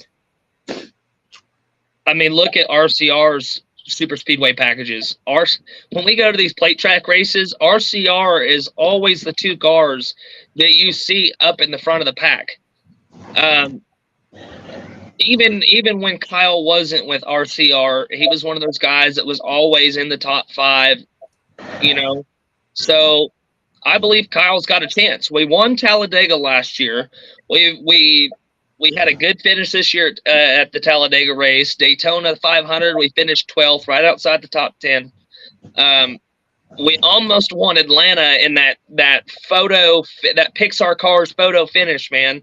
If Kyle would have just hung his tongue out just a little bit, we might have got that win over Suarez. But we've got strong cars at certain racetracks. I just don't know what the issue is. I have faith in Kyle that we can get it done. Do I think that we can get it done before the playoffs with the tracks coming up? Daytona, honestly, would be the only track that I would see that happening. Will I be glad? If we miss the playoffs, well, you know what? It is what it is. It's the shitty hand we got dealt. As long as we get that win, that one win to continue that win streak, and I think that is the only thing that's on Kyle's mind right now. Right, because it's what, a 17-year win streak? I think he's at 19. Yeah. Fuck. Wins this year to be 20, and he holds a record right now. And if he gets another win this year, he breaks his own record. Hell, he has more wins than Richard Petty across all 3 series. Right. And that tells you something. And I'm actually really glad. It's nerve-wracking and it's exciting and it's scary. But I love that both Kevin and I have a driver on the outside looking into this playoff picture. It's great for your driver to be in the playoffs and you ain't got to worry about it, but it takes some of the excitement out of finishing out the regular season. Speaking on Kyle Busch and Bubba Wallace, Bubba Wallace is just as likely to knock off a plate win as Kyle Busch would be. He's extremely gifted at plate racing at these super Well, speedways. look, we still have one Atlanta race left. No, and the Atlanta race is in the playoffs this year, isn't it? That's the playoffs, I think. Okay, never mind. You might look that up, Jordan. Yep, gotcha. But it's We'll exciting. we'll talk about IndyCar standings here in a minute. Okay.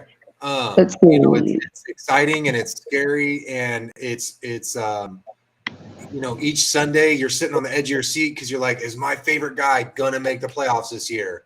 Being a fan of Bubba Wallace and watching his career unfold the last 3 years that I've been a fan, it's very stressful being a Bubba Wallace fan. When he got his win at Kansas, that was in Kurt Busch's 45. It was Bubba Wallace's race car. That was really exciting for Bubba. When he got his win in Talladega, as a fan, yeah, it was rain shortened, but many drivers have won their rain shortened races. That is a legitimate NASCAR win. That was exciting. So for Kyle Busch and his fans, I want to see him win. I want to see him in the playoffs. It's great it's the same thing I said about Hold up. Wait a fucking minute. When the hell did Darlington become the regular season cutoff? I think they switched it this year. Then Atlanta's the first race at around the 16.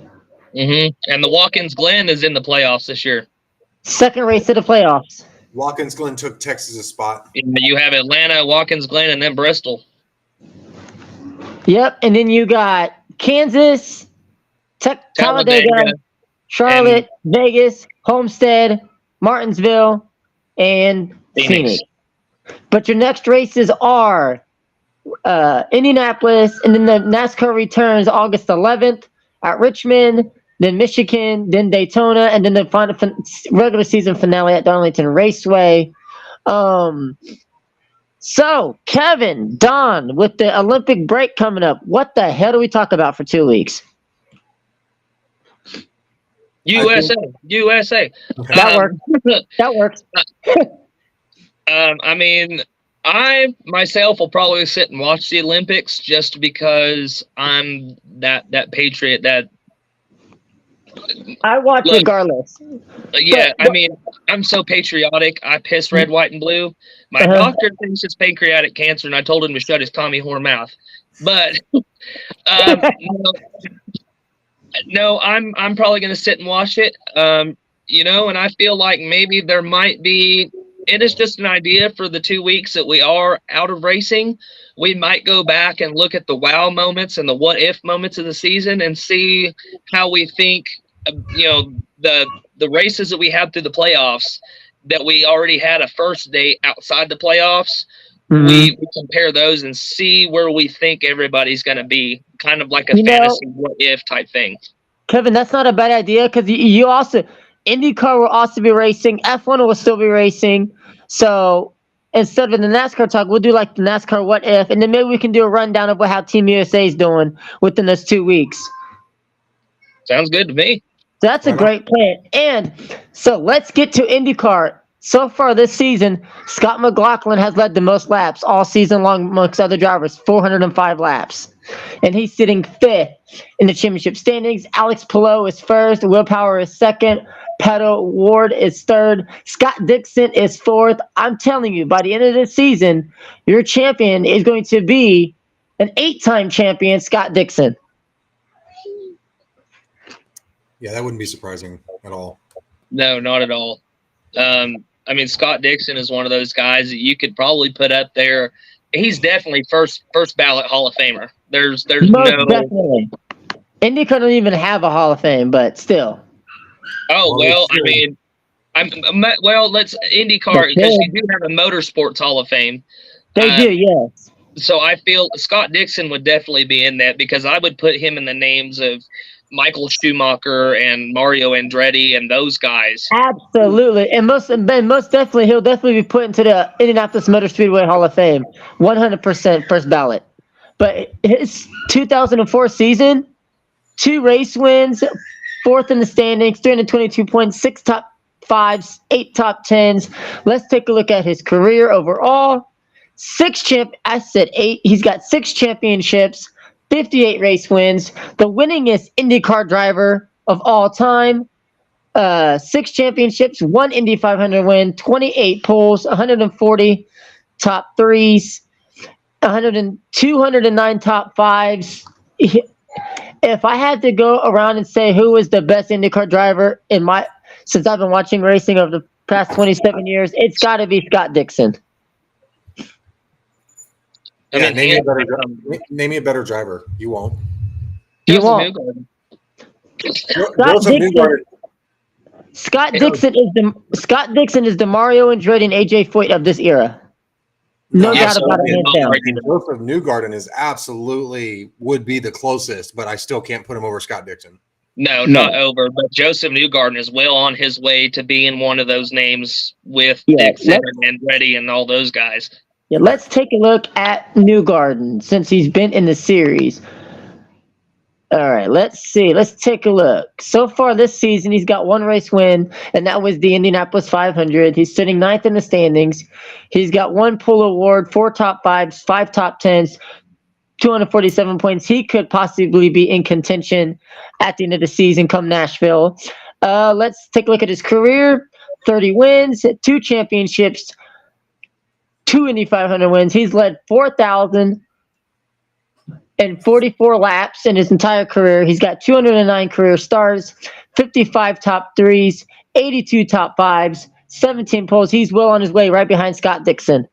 I would just like to add that Joseph Newgarden going into Nashville Super Speedway is the only driver in the entire field that has any sort of experience on that racetrack.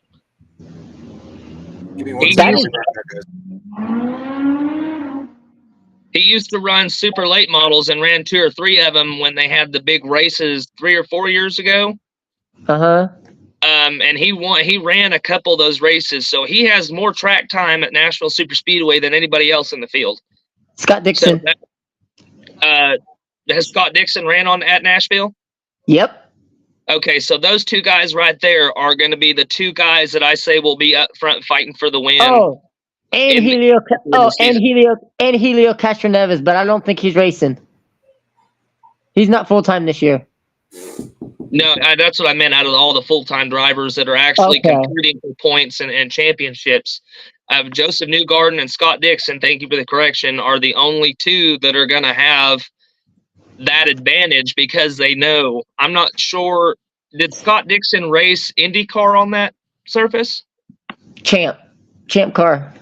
Okay, so either way, there's some. Well, actually, technically both, because before Indy left Nashville, it was the Indy Racing League. You had guys like Sam Hornish Jr., all of them at the time. Okay, and I don't mean to change subjects, but F1. While we're on the topic of IndyCar, I think the only American race that F1 runs is COTA, if I'm not mistaken, correct? Wrong. Vegas and Miami. They've got 3 now, bud. Okay. I would really like to see Formula One either in Chicago or the streets of Nashville. This is what's funny, Kevin. They are working on Formula One in Chicago to race the same course as NASCAR. Hey, man, I'd be excited. I'd probably have to drive up to Chicago to go watch it. I'm not going to lie. It took me a year to realize Chicago puts on a great street race on the Xfinity. I was saying it last year, man. I really enjoyed the Chicago race, and I hope they sign up for a couple more. I know they got 1 more left on the contract, but I thoroughly enjoyed that style of racing. And it really brings out a lot of drivers that maybe wouldn't have. Rumor is in 25, it's the last street car. NASCAR is going to go still street course racing, but they're moving. The rumor is they're moving from Chicago to the streets of Nashville. Okay. So I mean, it would be. I don't know how they're going to do that because they're building the new Nissan Stadium, and the course that was used for IndyCar is covered with construction, and that's not supposed to be completed until 2026. So I don't know how they're going to do that for the streets of Nashville with all that construction for Nissan Stadium. Well, 2026, if they do that by the time that because it's supposed to be finished by June. So hopefully, it was July. So Chicago was 2 weeks ago, right? 4th Yeah. of July weekend, I think. Yes. So I think that stadium, and they'll have it cleared in time for NASCAR to go to Nashville. They could borderline know- time it to use the construction from that to double into setting up the streets. That way, they've already got all the machinery and stuff down there that they need. True. And I was thinking this, maybe if the Columbus City mayor and our governor be like, hey, let's bring NASCAR to the streets of Columbus, Ohio. I'm so down for that because I've examined downtown. You have OSU campus around the football stadium and the sports arenas. You have the arena district around Nationwide Arena, Columbus Crew Stadium, Huntington Ballpark. You got spaces in downtown. You can run a NASCAR race. Not dogging on it, Jordan, but I think if NASCAR goes street racing, NASCAR has been an American sport, and I believe that if we're going to go street racing, we need to take an American sport back to where an American car was born, to the streets of Detroit. Detroit would be really cool. I think the streets of Detroit would definitely. The only problem with that, if only they go to Belle Isle, because the course that they have now for Detroit is crap for the IndyCar side. I'm all for NASCAR going to Detroit as long as they race Belle Isle like IndyCar did for a while. But it'd be cool to see them race the old airport up in Cleveland, Ohio. I mean, hey, I'm up for anything that NASCAR wants to do. I know they were talking about doing a Euro trip. I just want to hear them. I just want to hear the fans. I just want to hear the fans bitch and cry, saying NASCAR's dying. NASCAR's not a real sport no more. That shit cracks me up every time. Speaking of which, they're running 2 sets of Goodyear tires at Richmond, and somebody was like, "Gee, can they ruin the Richmond race even more?" And I'm thinking, what the fuck are you talking about? I'm in agreement, and I'm excited to see that alternate tire come to Richmond. I'm excited to see how many more races we get that other choice at. Because talking about tires, they just did, what's today? Wednesday? Yep. Wednesday. Okay, so the tire test at Bristol Motor Speedway just concluded today. They did a two-day tire test. Austin Dillon, Corey LaJoie, Todd Gilliland, and somebody else. I don't know why those guys are doing the fucking tire test because they're running the back. Anyway, who the hell is Clyde Gilliland? Who the fuck's Corey LaJoie?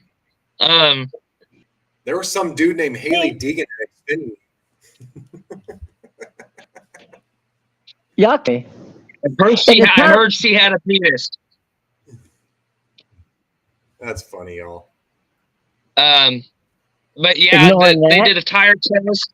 NASCAR, NASCAR and Goodyear got together and said that they think they came up with a solution in the compound to fix the issues that they had in the spring.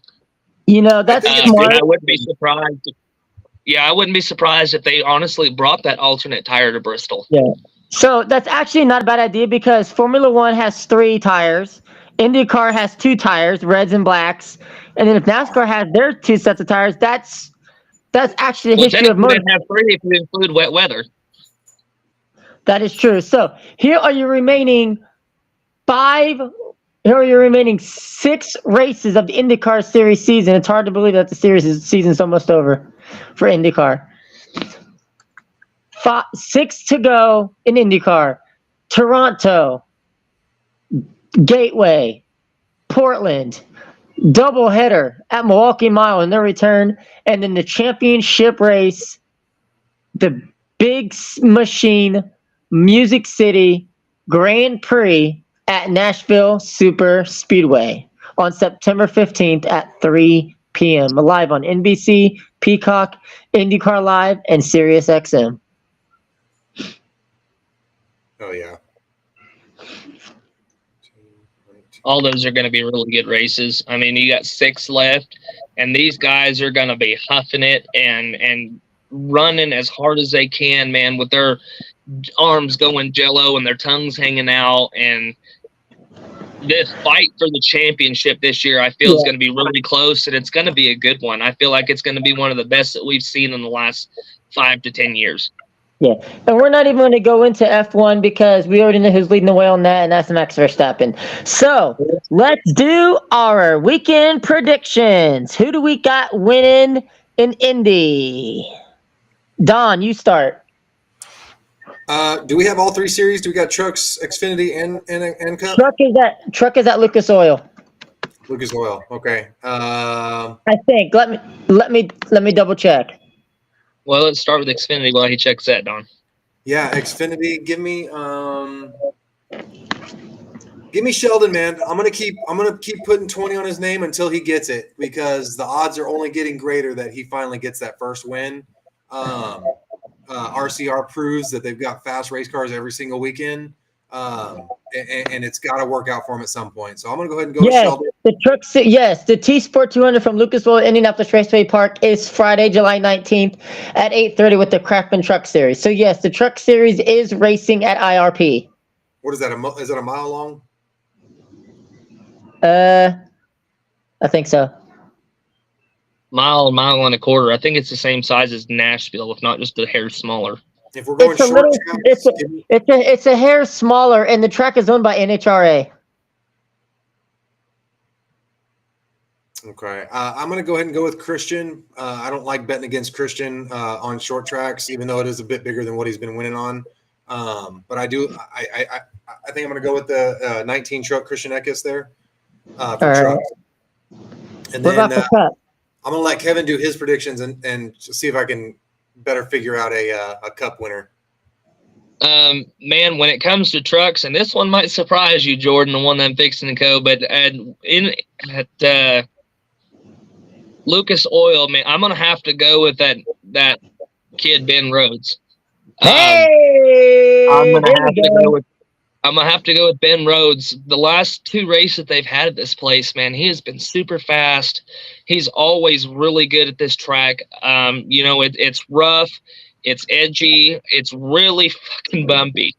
But Ben Rhodes always knows how and where to run that truck. So Truck Series, I think Ben Rhodes gets it done this week and solidifies his spot in the playoffs.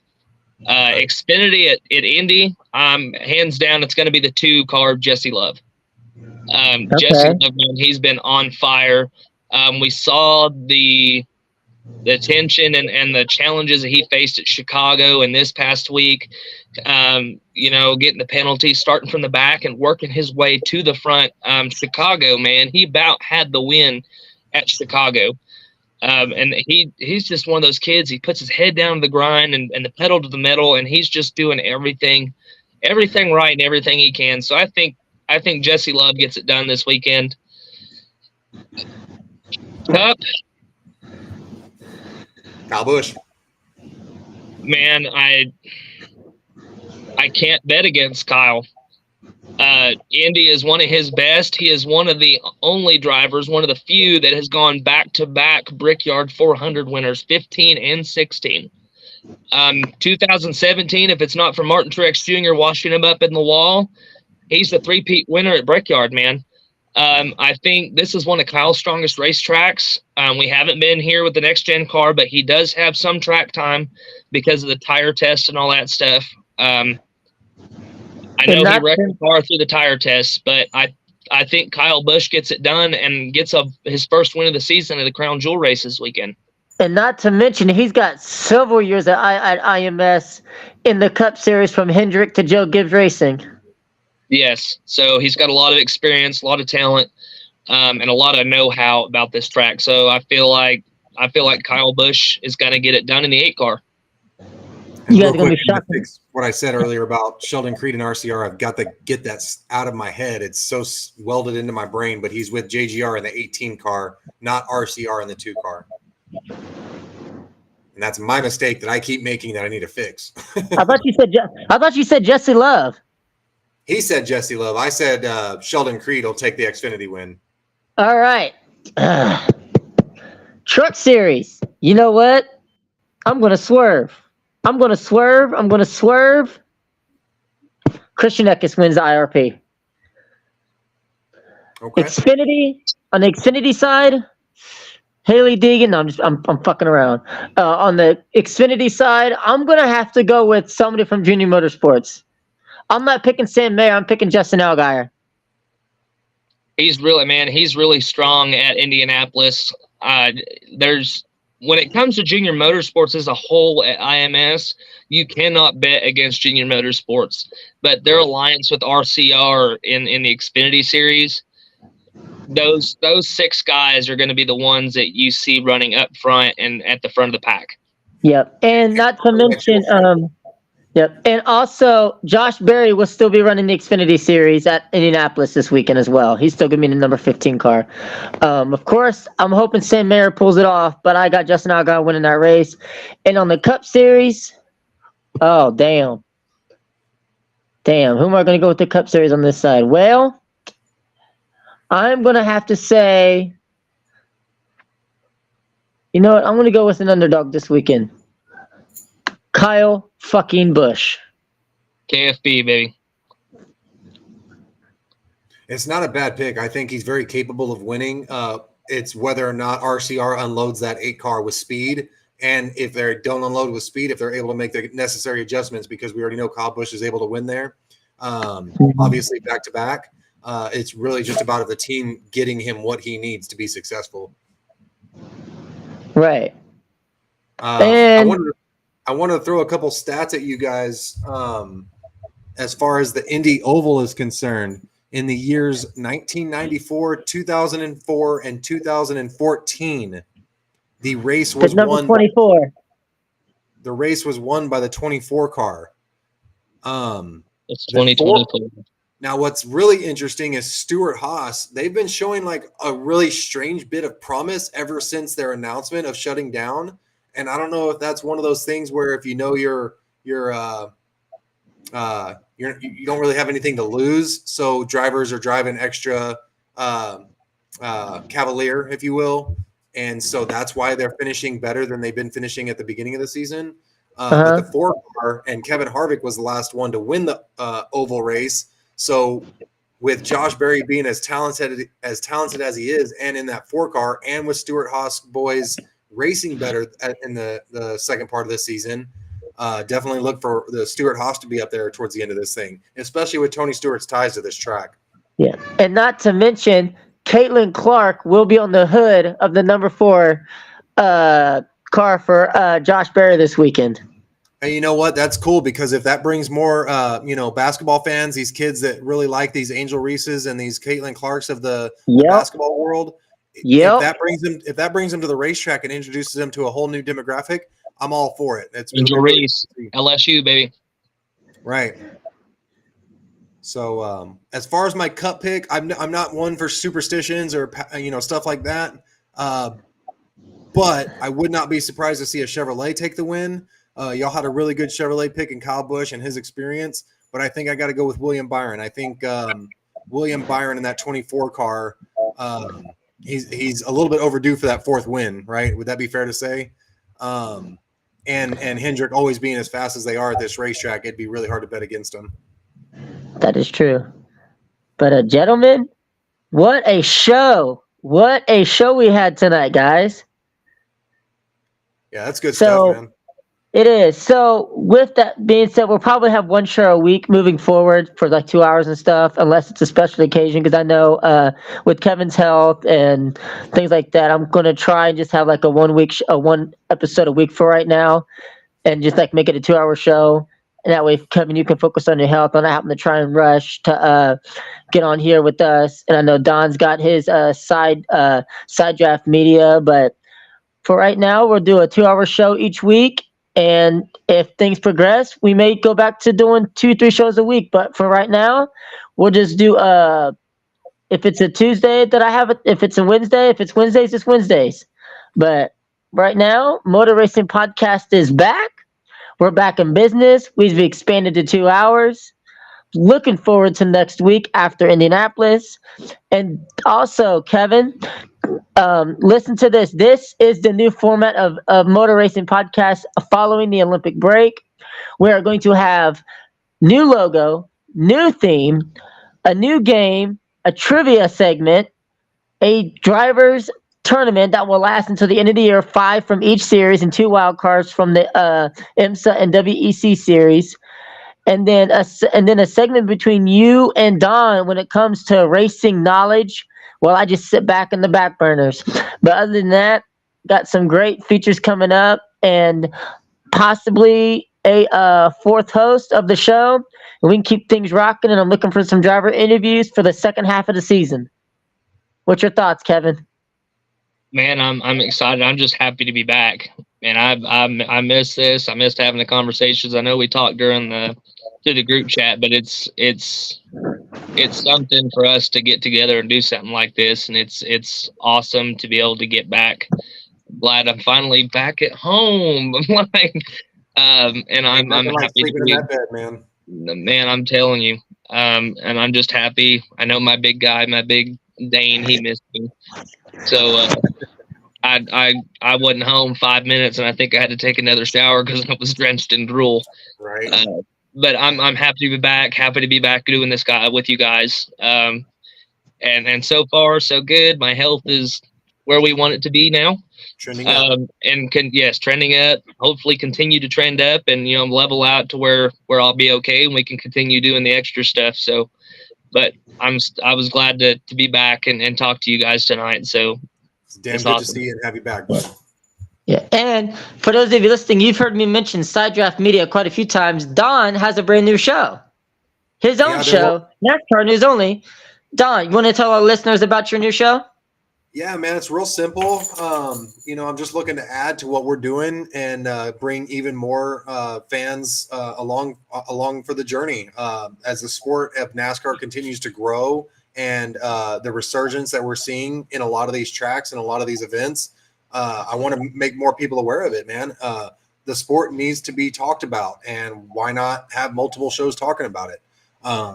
You see guys like the Iceberg, I'm sure y'all have seen on YouTube, and Eric Estep has his Out of the Groove channel going. He's got thousands of viewers, tens Eric's of cool. thousands. I've met Eric, and he's a laid back. He really cool is. guy. It's not often I run into somebody taller than me, but at 6'5", man, he made my 6'3" look real short. It was I wasn't expecting to look up at him after seeing him on TV, but that was kind of cool to run into him. And I kind of thanked him for inspiring me to kind of get this going for myself too. So I'm really excited about Side Draft Media. It's on YouTube. Look it up. It's a baby channel right now, but she's growing. So Just like how we are worldwide. We've gone international, Kevin and Don. We've gone international right on Spotify, which is good. And I gave Don a little history lesson of how the show got started. It all started with one of my old buddies, Podcast 2488.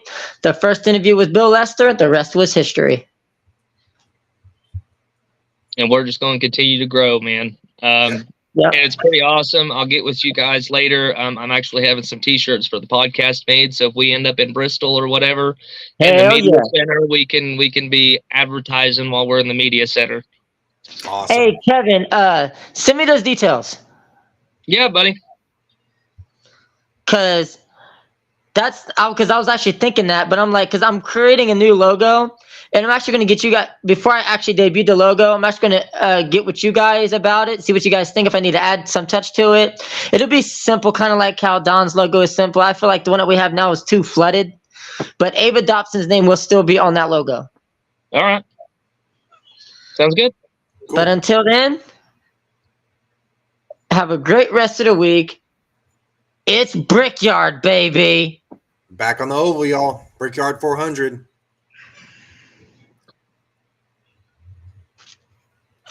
This has been